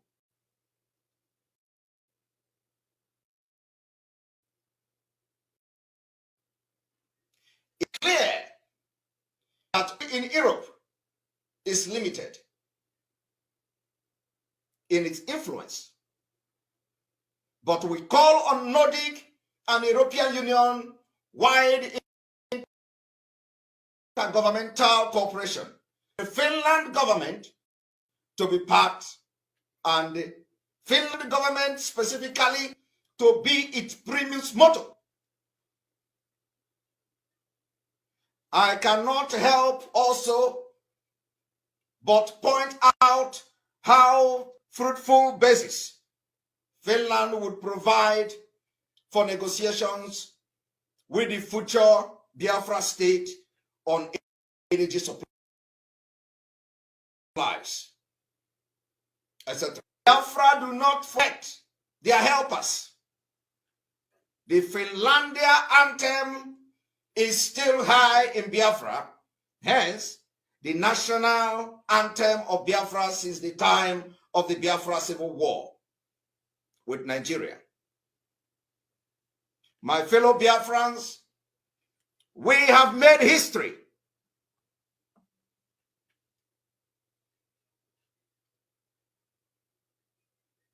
Because we are still at the early stage of this 1,000 miles of journey. Some of the information will remain confidential.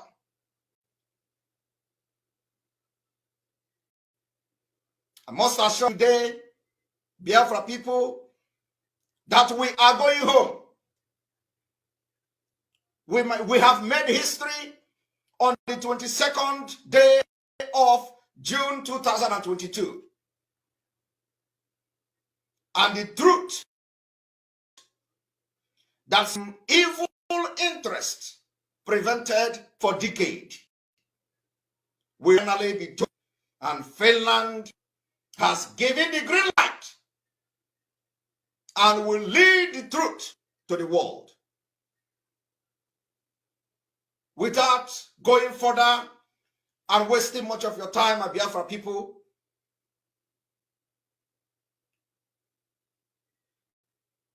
I want to tell you today that the coming months, the coming weeks will be very interesting. Our hopes are very high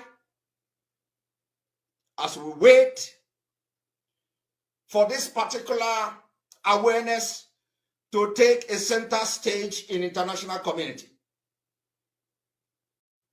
We assure Biafra people that in months to come, many groundbreaking progresses will be made and we all updated. We must be resolute. We must be serious. I see Biafra very close. This is no longer a dream. It has become reality. God bless Biafra, and may God bless Finland, and may God bless the people of Finland. as we wait for this particular sacrifice to be made for us to have a safer society. We inform them that while we are running helter-skelter looking for helper, do not think that we are just fighting for the survival of Biafra people alone.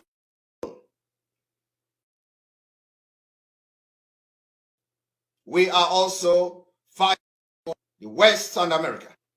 Because if Nigeria is not disintegrated and Biafra emerge, Nigeria will become the biggest threat to the human existence. When they succeed in capturing all the mineral and natural resources in our land, they are going to be sponsoring attack in West. They will sponsor attack in America. They will have unimaginable and unbelievable resources to attack any part of the world. For this to not happen, every nation in Europe and America and Asia, those who want a global peace, must rise up to build a new Israel in Africa. It is time, and the time is now.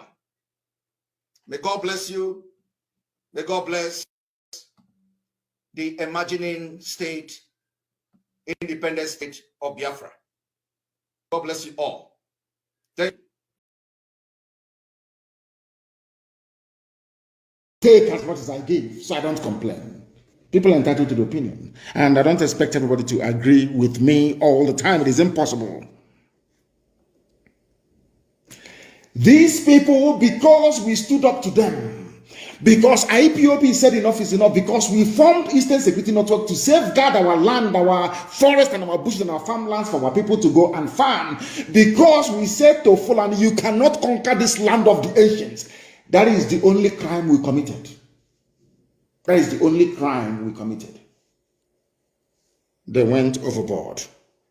We are going to speak in a language you will understand. But Boko Haram, ISIS in West Africa, Ansaru, Miyetti Yala, Fulani foreign bandits, Fulani local bandits, Fulani terrorists in general, Al-Qaeda in the Maghreb. These are all terror franchise run by Fulani people in Nigeria. That is a fact. It is not hate speech. It is a fact. These people in Aso Rock never spoke the language that Boko Haram understood. They never spoke the language that Fulani headsmen, the same people. What I find astonishing is that these people, they will ignore the timber, the tree in their own eyes, and they'll be looking for the tiny speck of dust in your own. I want to ask Fulani Janjaweed, have you dealt with Boko Haram in their own language? Did you go to the north massacring people, abducting people, killing them, basically committing genocide in broad daylight as you're doing right now in the east? The answer is no. Throughout the years of Fulani rampage through the Middle Belt, have you ever read the riot acts to them? The answer is no. But the whole world, what I find astonishing is the hypocrisy of man. BBC, Twitter, Facebook, all the rest of them, New York Post, everybody, Sky News. All of you are witnesses to this march of the Janjaweed across from the Sahel into the Middle Belt part of Nigeria, killing, slaughtering, and maiming people. All of you are aware. Nobody will ever say to Garba Shehu, why did you not read riot acts to Boko Haram, to Fulani, your fellow Miyetti Yala, that you gave 100 billion to? Why didn't you read it to them? Oh, he read a riot act to IPOB. He read, oh, can't you, the president has spoken. And when I say it, sometimes people take offense, but it is a fact of life that there is something fundamentally wrong with us.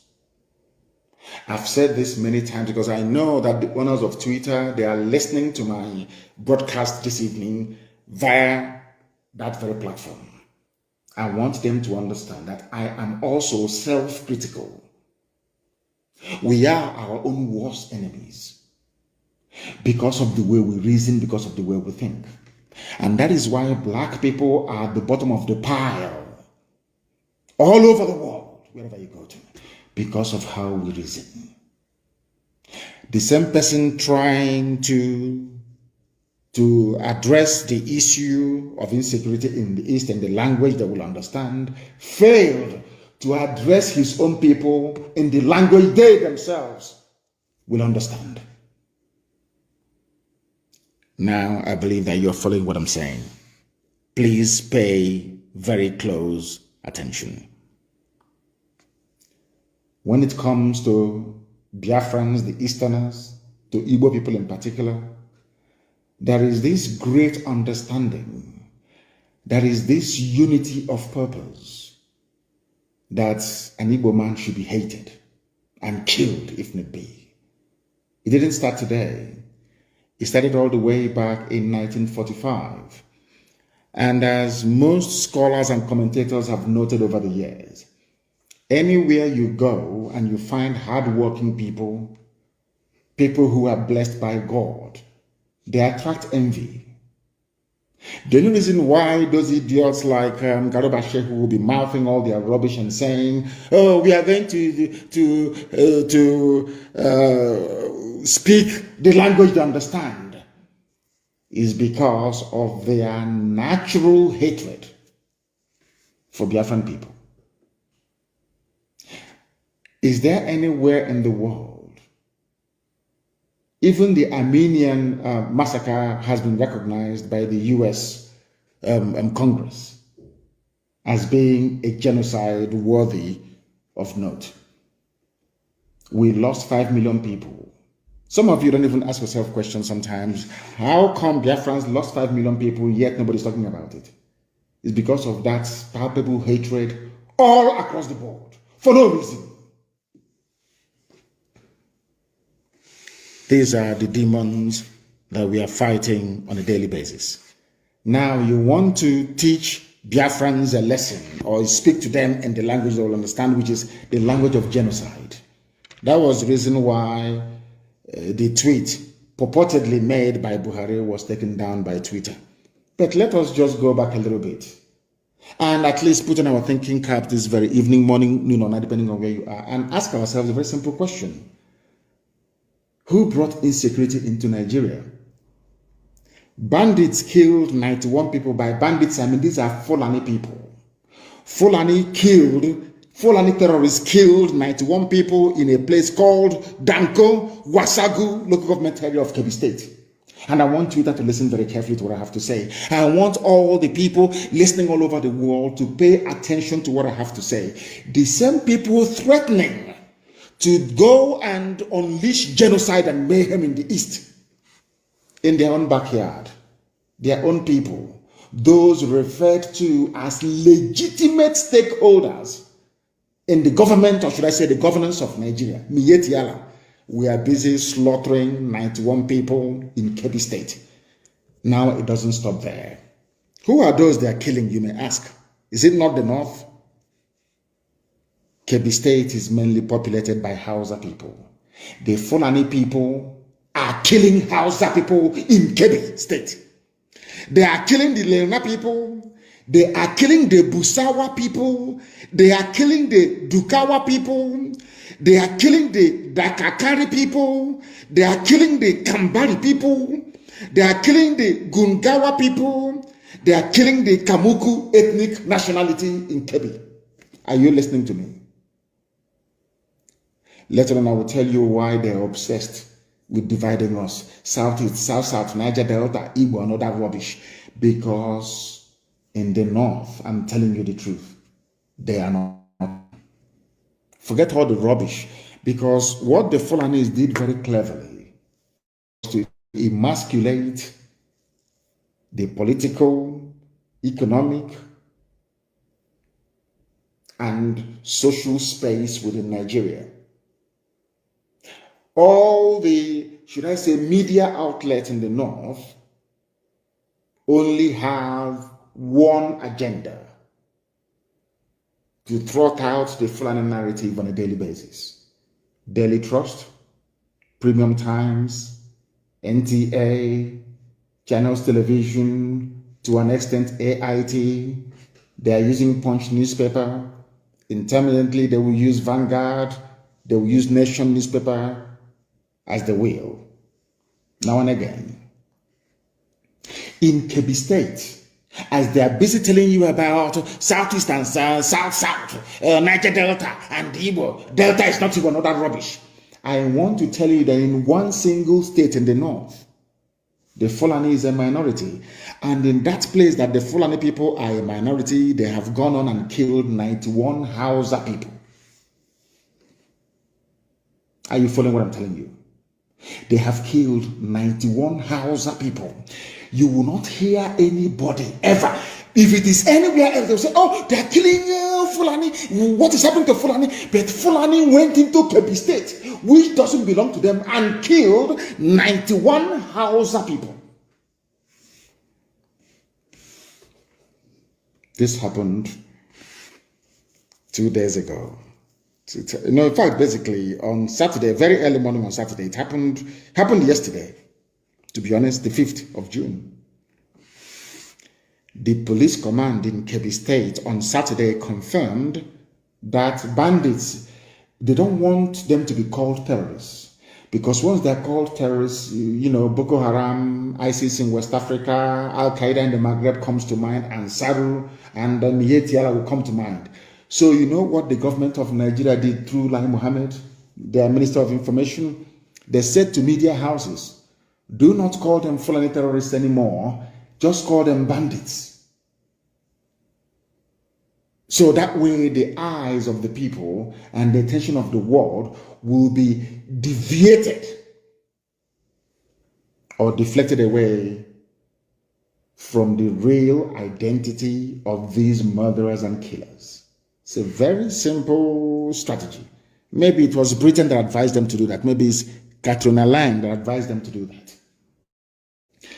I am telling the whole world only yesterday, as they were shouting about Southeast insecurity, we are going to kill, we'll bring in the army, we'll land aeroplane, we'll bomb everybody. In their own backyard, this same government is aiding and abetting the Fulani slaughter of Hausa people.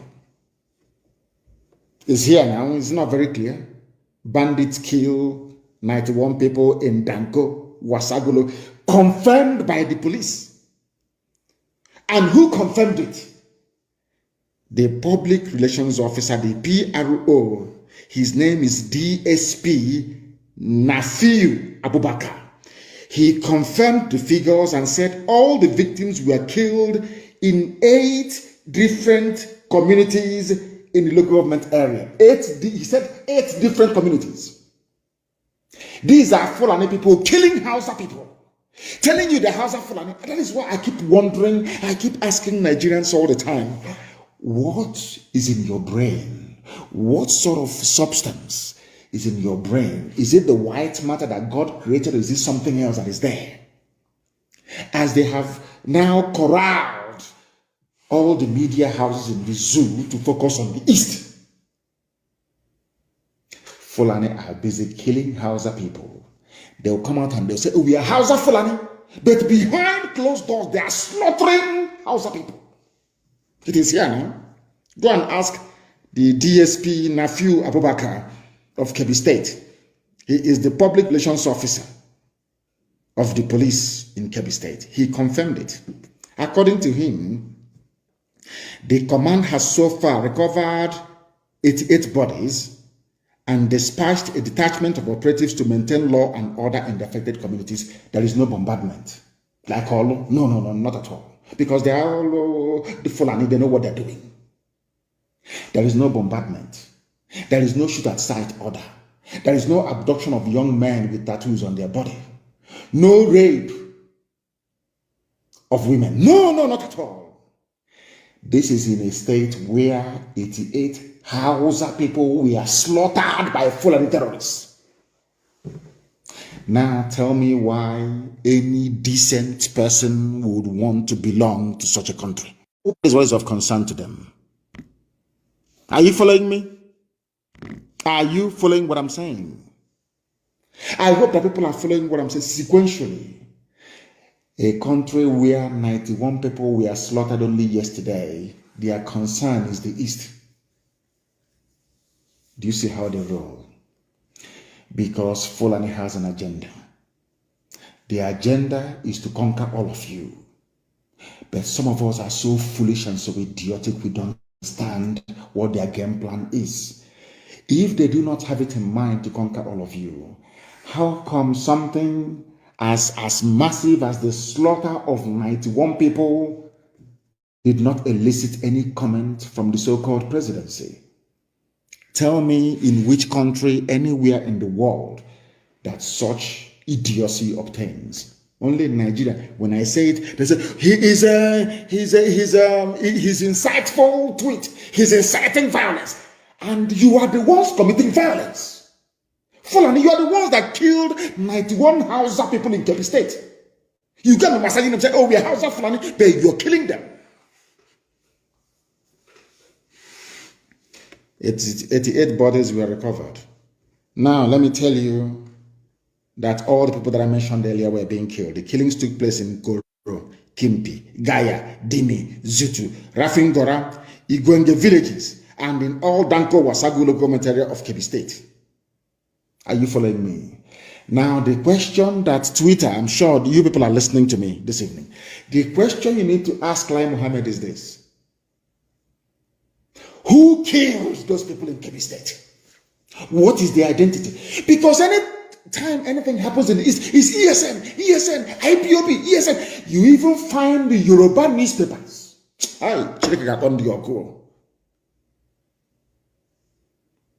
Without any investigation, they will say it's IPOB, ESN, IPOB, ESN. I want to ask Yoruba media, Yoruba journalists, you evil people, have you ever wondered or asked yourselves the people behind the slaughter of the innocent in Kebbi State? Why couldn't you say it's Mietiala? The way you quickly say it's IPOB, it's ESN. It is that hatred. It is in your bone marrow, you cannot get rid of it. I am not talking about the freedom fighters we have in Yoruba land. I am talking about their journalists. Journalism from Yoruba land is pure venom, designed to paralyze your thinking faculties and to render you useless. By the time they are done with you, Fulani will just walk you over. I want to ask Yoruba newspapers, how come you are saying it is bandits that kill people in Kebbi State, whereas anything that happens in the East is ESN, IPOB? Why? Do you see why I hate Nigeria? Do you see why I agitate for Biafra? Because you hate me for no reason, for speaking the truth. That is the only, you hate me for no reason. Then why should I not seek a country of my own? Given the level of hatred you have towards us. First newspaper will be somewhere in Kaduna. Something will happen maybe in Okigwe, and he will write it is IPOB ESN. He has never been to Okigwe before. I want the world to listen to what I'm saying, to understand the level of hatred directed towards Igbo Biafrans especially. To all Biafrans anyway. The other ones, they are treating them as if they are normal, but of course they are not. Fulani killed Hausa people. The same newspaper is writing Hausa Fulani. Hausa Fulani. I want to ask the whole world tonight, who are the people responsible for the killing of 91 Hausa people in Kebbi State? The answer is Fulani. And they know that they are terrified to write the truth. They are terrified to speak the truth. That is why I cannot be in the same country with you people. You people are evil. You are evil. You see evil and you support it. You keep your mouth shut. You want Tinubu to be president. And you are paying dearly for these mistakes you're making. As we proceed, I'm going to bring to the attention of the world the damage that Yoruba journalism has done to Yoruba people. I will prove it tonight. On this noble platform, what we preach is the truth. You may not like it, but if you go back and reflect upon everything that I say, you will come to the realization that it is the truth, the whole truth, and nothing but the truth. You may not like the way I deliver it. I give you that. I'm not too bothered about it. But ask yourself this question: is Nnamdi Kanu speaking the truth? This evening, am I preaching the truth or not? Why is it anytime something happens without proper investigation, it is IPOB or ESN? But only yesterday, all of you in the zoo called Nigeria, you reported the massacre that took place in Kebbi State. My simple question tonight is to Punch newspaper, to Nation newspaper, to Vanguard, all the rest of you that are basically trotting out the Fulani narrative every blessed day. I want to ask a simple question. Who are the perpetrators of that heinous crime in Kebbi State? Once you answer it truthfully, you will now understand why I am pursuing a sovereign state of Biafra. Because all of you are hypocrites. I want also, Twitter, are you listening to me? Because they want to listen. Lai Mohammed told them, go and listen to him. You hear his hate-filled speech tonight, and you ban him on Twitter as they bribed Facebook to try and suppress my page. And Twitter, you're listening. My happiness is that Twitter is owned by a white man. And white people are more objective when it comes to issues of this very nature. I don't want to go into the background of Mark Zuckerberg.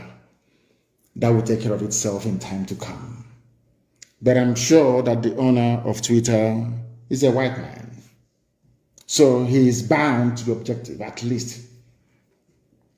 I want to also let the whole world understand what is happening in the north, in Fulani-controlled northern part of Nigeria. The core north, I call them the Arewa, the Janjaweed frontier of the north. What is happening? Do you know that Islamic leaders who are Fulani people are abducting Hausa people who are Christians and forcibly converting them to Islam and forcibly marrying them off to whoever that wants to take a Hausa Christian bride? Are you aware of that? No, you're not aware of it. Because some of you erroneously think that in the north they are all Muslims. Is that what you're thinking? No, you're wrong. Islam is in the minority in the north. You'll be shocked to know this. Now, let me explain something to you. And I must thank Inter-Society for bringing this to the attention of the world. Because they actually called for the prosecution of some Islamic leaders in Katsina State. The same state that they claim the dead Buhari, whoever is there, comes from. Aslim Buhari, of course, the late Buhari comes from Katsina. Do you know what they're doing in Katsina State? Fulani Caliphate Islamic people there are kidnapping people, young women, most of them Hausa Christians, and forcibly converting them to Islam. It may sound far-fetched, but it is true. And I'm going to shock most of you this evening. There is a group in the north. They are called the Hausa Christian Foundation. HACFO, HACFO for short. The Hausa Christian Foundation reported incidences of indiscriminate abduction of underage girls by Islamic leaders in Katsina State and forcing them to renounce their Christian faith to take up Islam. What they did to Leah Shoibu. To tell you that they are all in it together. This is what I want Yoruba media to understand. I know that some of them are Muslims. I understand that very well. But at least they are educated. They went to school. They are not quota products as you have in the north. Not at all. You have in the Janjaweed North, that is. Do you know what the group said? Hausa Christians, what they said. The Nigerian government must sanction the Katsina Islamic leaders for indiscriminate abduction and forceful conversion of scores of Hausa Christians, especially girls of underage, to Islam. This is according to a statement issued on the 15th of April 2021 by the Hausa Christians Foundation. According to the group, there has been indiscriminate abduction of hundreds of Hausa girls and their forcible conversion to Islam. The abducted Hausa Christian girls who are under the school age of 16 are also forced into early marriage, done outside the consent of their parents. This is happening in a place called Nigeria. These are the people that want to ban Twitter. These are the people that bought over Facebook. The same people that bought over Satlink in Israel because they were carrying our signal. These people. I'm asking all of you Nigerians, for goodness sake, when will you begin to reason and to learn? They claim, are we not upholding the rule of law? So the rule of law in the north stipulates that you must abduct a little girl and forcibly convert her to Islam. This is happening. It is a report. Let me also the game plan of the Fulani, and I want Twitter to understand it. They will come with harassment. They will try to buy shares in Twitter. They will try to impose their own people as directors of the board of Twitter. They will try to get you to change your policies towards Nigeria. Because the Fulanis have a long-term goal. They know what they're looking for. They want the total Fulanization and Islamization of the geopolitical space called Nigeria. That's what they want. And they will never stop until they get it. They will never ever stop. This is something that I want Yoruba people to understand. This is something I want Middle Belt on. In Middle Belt, you will be taken. You'll be swallowed alive. I'm telling you, you will be taken. The only reason why this demonic Fulanization is not in full swing is because of the activities of IPOB and Eastern Security Network. That's what is stopping them. If not, by now, we would all be gunners. The time now is 5 minutes to 8 p.m. in the land of Biafra. We are live and we are direct. It is also the same number, say 3 minutes to the top of the hour, regardless of where you are. We are preaching a gospel that heaven asked us to speak and to preach about this very evening, and we must do so. People are saying, ESN, IPO, not people anyway, of course, the Janjaweed and those that hate Biafrans, naturally, that's what they always do. They've been doing it since 1945. It's not new. The demonization of the East didn't start today. It's since 1945. And it's never going to stop. Even when we get our Biafra, it will never ever stop. It is inbred. How did we get to where we are today? I want to ask, people must listen very attentively, please. I want to ask the whole world. You're talking about ESN, you're talking about IPOB, agitation and all that rubbish, the way we speak, our violent talk. I want to ask the whole world, please. How did we get to where we are today? Number one question, I want to ask the Zoo media, Nigerian journalists.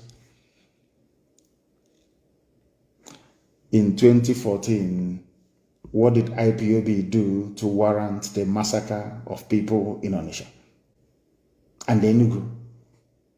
I hasten to add. In 2015, let me also ask, what did we do to deserve being massacred on October and November of 2015? People talk about Nigeria as if it is one normal country or nation. No, it is not. Nigeria is a gangland. It is run by gangsters, basically, masquerading as politicians. This is something that Twitter must understand. The world must understand it. It is a fact. Let me ask you. You see the Shia people, Shia Muslims of El Zagzagi.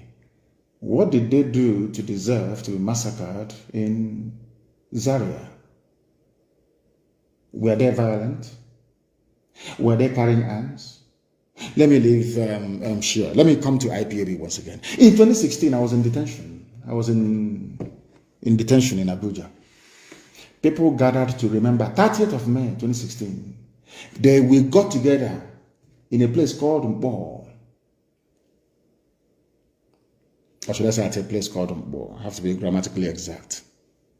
To pray, to remember the dead, exactly what we did a few days ago. Do you know what happened? I want the world to understand. I hope Twitter can follow what I'm saying. I want mankind to understand. On the 29th, on the evening of the 29th of May 2016, Nigerian Army, Nigerian Police went to a place called Mbo and killed over 1,000 people. Now you'll be wondering, what did they do? What's their crime? Their only crime was to gather together to try to remember those that died between 1967 and 1970. The army went there and shot over 1,000 people dead. Am I lying? Nigerian journalists, am I lying?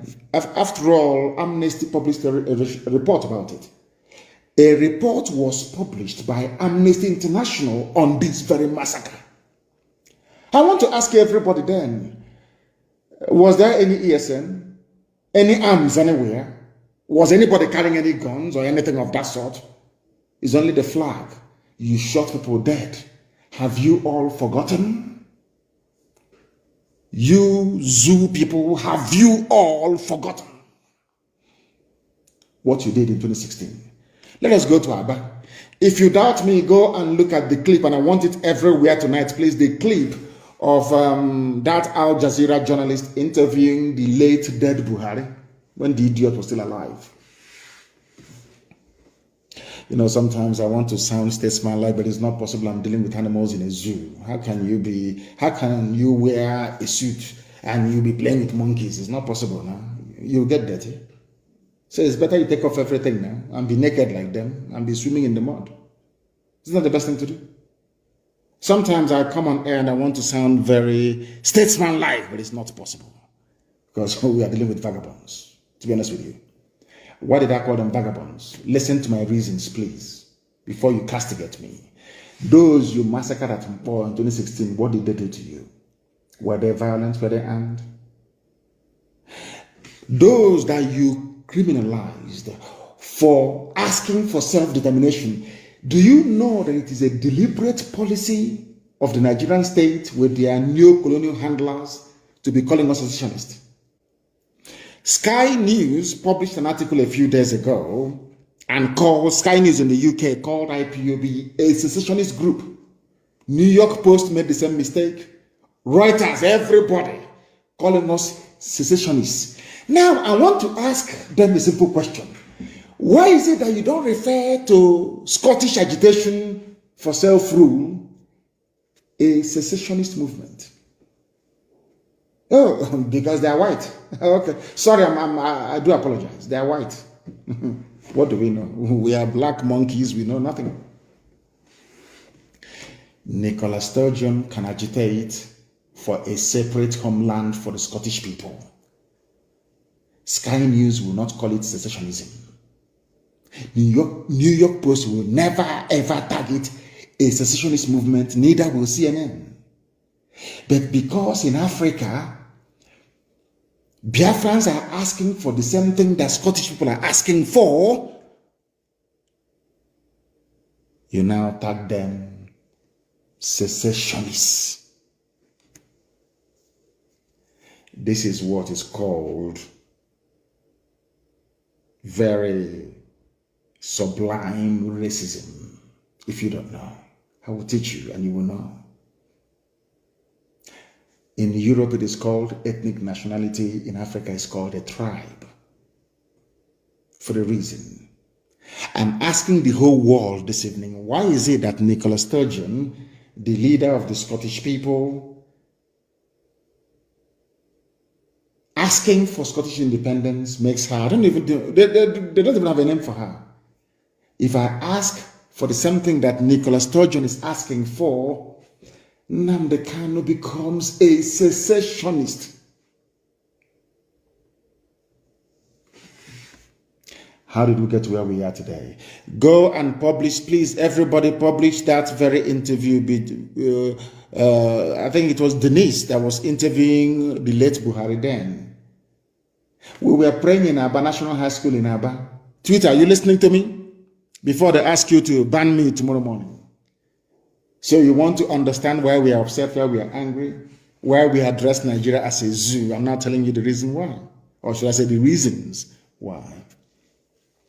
We gathered in Aba to pray. National High School in Aba to pray. These your newfound friends now, Nigerian police, they came, they opened fire and killed people. And I want to ask the Nigerian police that kill people, those praying inside National High School in Aba, were they carrying any guns? It's a simple question. Ekpa'S is that the governor of Abia State. All those people you shot dead, were they? In fact, they were even running away your position and killing them. You packed some of them, you thought they were dead, and you put them in a pit along Aba Iguacha Expressway, and you poured acid on them. Luckily, one person survived that very ordeal. And I hope that Yoruba journalists are listening to me tonight. I hope you're listening very carefully and attentively. You want to understand why we're upset? I'm not telling you why we're angry and why we want Biafra. You thought they were dead. You shot so many people dead. You packed their bodies and dumped them in a borrow pit. In order to make their identification impossible, you poured acid on them, on their faces, to disfigure them. True or false? We have a survivor of that very ordeal, and his plight was well publicized. I even think that CNN even carried the news at some point. But you know one funny thing? Yoruba media never carried the news. But we're in one Nigeria. They wanted to be good Nigerians. We all need to be good, but they never carried the news of this grave injustice being done to a people. Are you following me? Why did we form Eastern Security Network? Why? You know, ESN, if you go now, ESN. We formed, I think his name is Jack of Twitter. Jack, the reason why we formed Eastern Security Network was because our mothers were being raped when they go to the farm. Our daughters were being slaughtered, cut into pieces. Why did we form Eastern Security Network? Because our mothers were being killed and raped in the farms, our fathers were being slaughtered. We can no longer go to the farm. Our forests and our bushes were unsafe. Was that not the reason why ESN was formed? I'm asking Yoruba journalists. Is it not the same reason why you formed Amoteku? Is that not the same reason why? Don't Amoteku carry pump action? Is Amoteku not armed? Is anybody remotely suggesting that Amoteku is the armed wing of Yoruba liberation movement? I'm asking this question. Now, the thing is, you people, you are Southerners, you are black people. Some of you are well read. But what I don't understand is, why do you keep gravitating towards evil? Why do Yoruba journalists always want to support evil? I can't understand it for the life. I don't know why they do that. Amoteku is armed, clashing with Fulani headsmen in your forest. Is that not correct? Anytime we drive away Fulani from our forest, you now come back to us and tell us that we are armed wing of IPOB.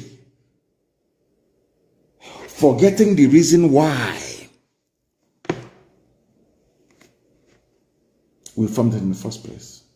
What is happening in Oyo? There is massacre going on in Oyo. I'll get to that later on.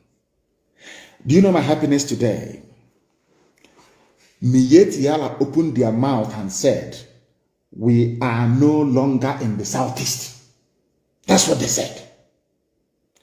And our people keep forgetting those for these terrorists and murderers to leave our land. It is Eastern, because of Eastern Security Network.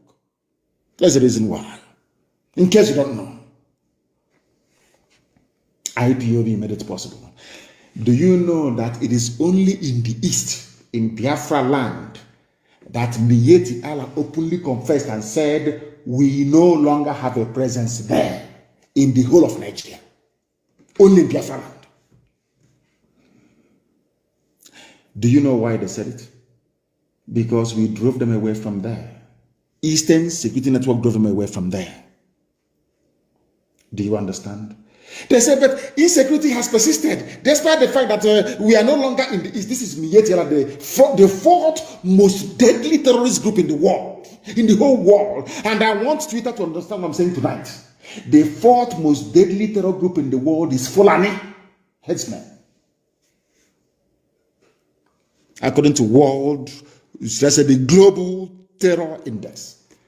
Go and Google it. The only place Fulani said we are no longer moving our cattle, raping and killing people is on Biafra land. And which people made it possible? Who are the ones that made it possible? Intellectual among them, who made it possible? I'm asking you.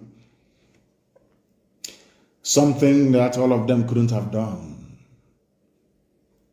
We formed ESN December of last year, and by May of the next year, Fulani confessed we are no longer in the southeast. Now tell me who is there killing people? Fulani soldiers, Fulani policemen, Fulani DSS. Because we defeated their foot soldiers, Miyetti Allah, they got upset. That is why you are seeing this level of disproportionate deployment of soldiers and police in the East. Fulani is upset. They have taken over parts of Yoruba land.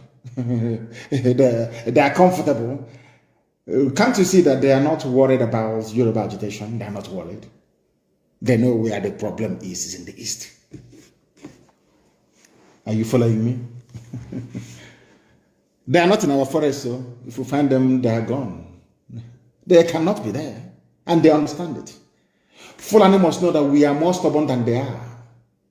The only reason why it seems sometimes that Fulani, they have the leeway is because the Yorubas are afraid of them. Yoruba, not the Sunday Buhos of this world, they are very brave. Not the Ghanaians of this world are very brave. Fani Kayode, given what has been, very brave. Fayoshe, a very brave man. Yinko Dumakin, my late friend, a very brave man. And of course, Paya Debanjo, very, very brave. When that man speaks, I want to borrow him and bring him down to the East. Paya Debanjo. They have brave people there. But the rest, I don't know. I have no idea.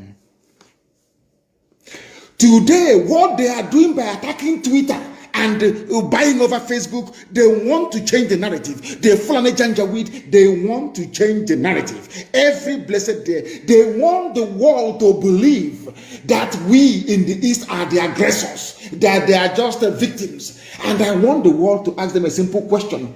Who were the sponsors and founders of Boko Haram? Who are the sponsors and founders of ISIS in West Africa? Before then, who are the founders and sponsors of Al-Qaeda in the Maghreb? Who are the sponsors of Ansarut? Who are the sponsors of Fulani headsmen in Miyetti Allah? Who are the sponsors of even the foreign bandits that I'm talking about? How many terror groups have I named for you now? All exclusively Fulani owned. Yet, their focus is in the East. I want the world to understand something today because all of you are listening. Nobody hates the police or the army anywhere in the world.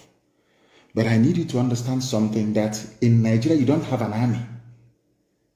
What you have is a fully Fulanized terror machine in uniform.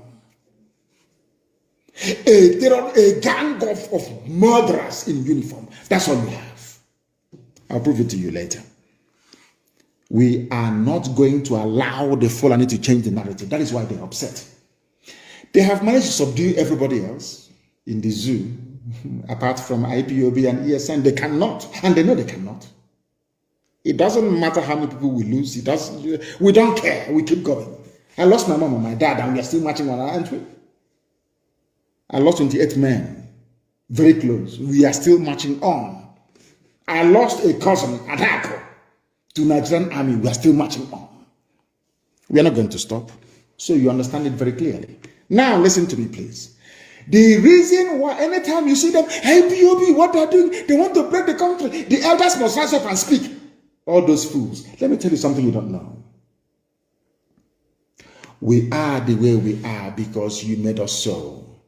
Your hatred for me is what conditioned me over the years to react to you the way that I'm reacting to you, because you are evil. Nigeria is an evil entity. Very, very satanic. You want to change narrative. It's IPOB, they're the aggressors. I saw some women, was it yesterday? Give them their Biafra. We don't want to die. Look at murderers calling other people murderers. Can you believe such nonsense? The Fulani leaders, you cannot win. You cannot defeat IPOB. You people were the ones that established many terror organizations in Nigeria in a bid to overwhelm the country and take over the territories for your Fulani people. IPOB became a stumbling block to that very janjaweed expansionist tendency. True or false? Am I lying? You were ruling Nigeria before, doing everything you like, controlling NNPC, controlling the seaport, customs, everywhere you ever. Now, finally, because you felt that you've subdued everybody else, now you can now march on with your foot soldiers into the east. Because you've taken over Yoruba land, of course, I know that very well. You came and we said, no, you can't come into this land to take it. Come and do your business and go. You said no. Now, because we defeated Miyetti Allah, you now brought in police and army with official uniform, official badge to come and kill people. And I also want to remind Twitter, because they are listening. Twitter, please. Do you know that in the Nigerian army and police there are terrorists there? Are you aware that Nigeria actively recruited terrorists, killers and murderers and rapists, and gave them army and police uniforms? Are you aware of that?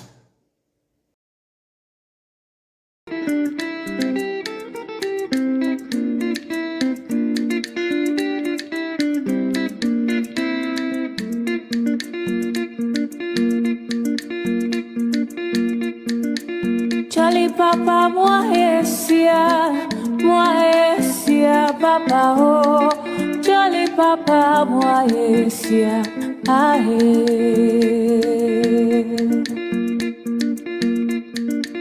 Charlie Papa, moi esia, Papa ho. Charlie Papa, moi esia, ahe.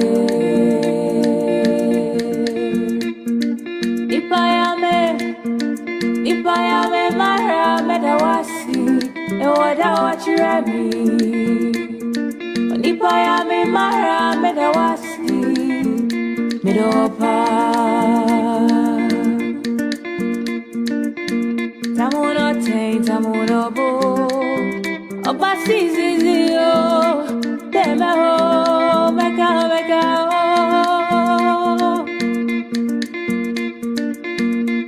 Mi meloanio, I say Jana Ludo, I say you're at your phone. Demo, mega, oh. Tali Papa, moi esia, Papa, oh.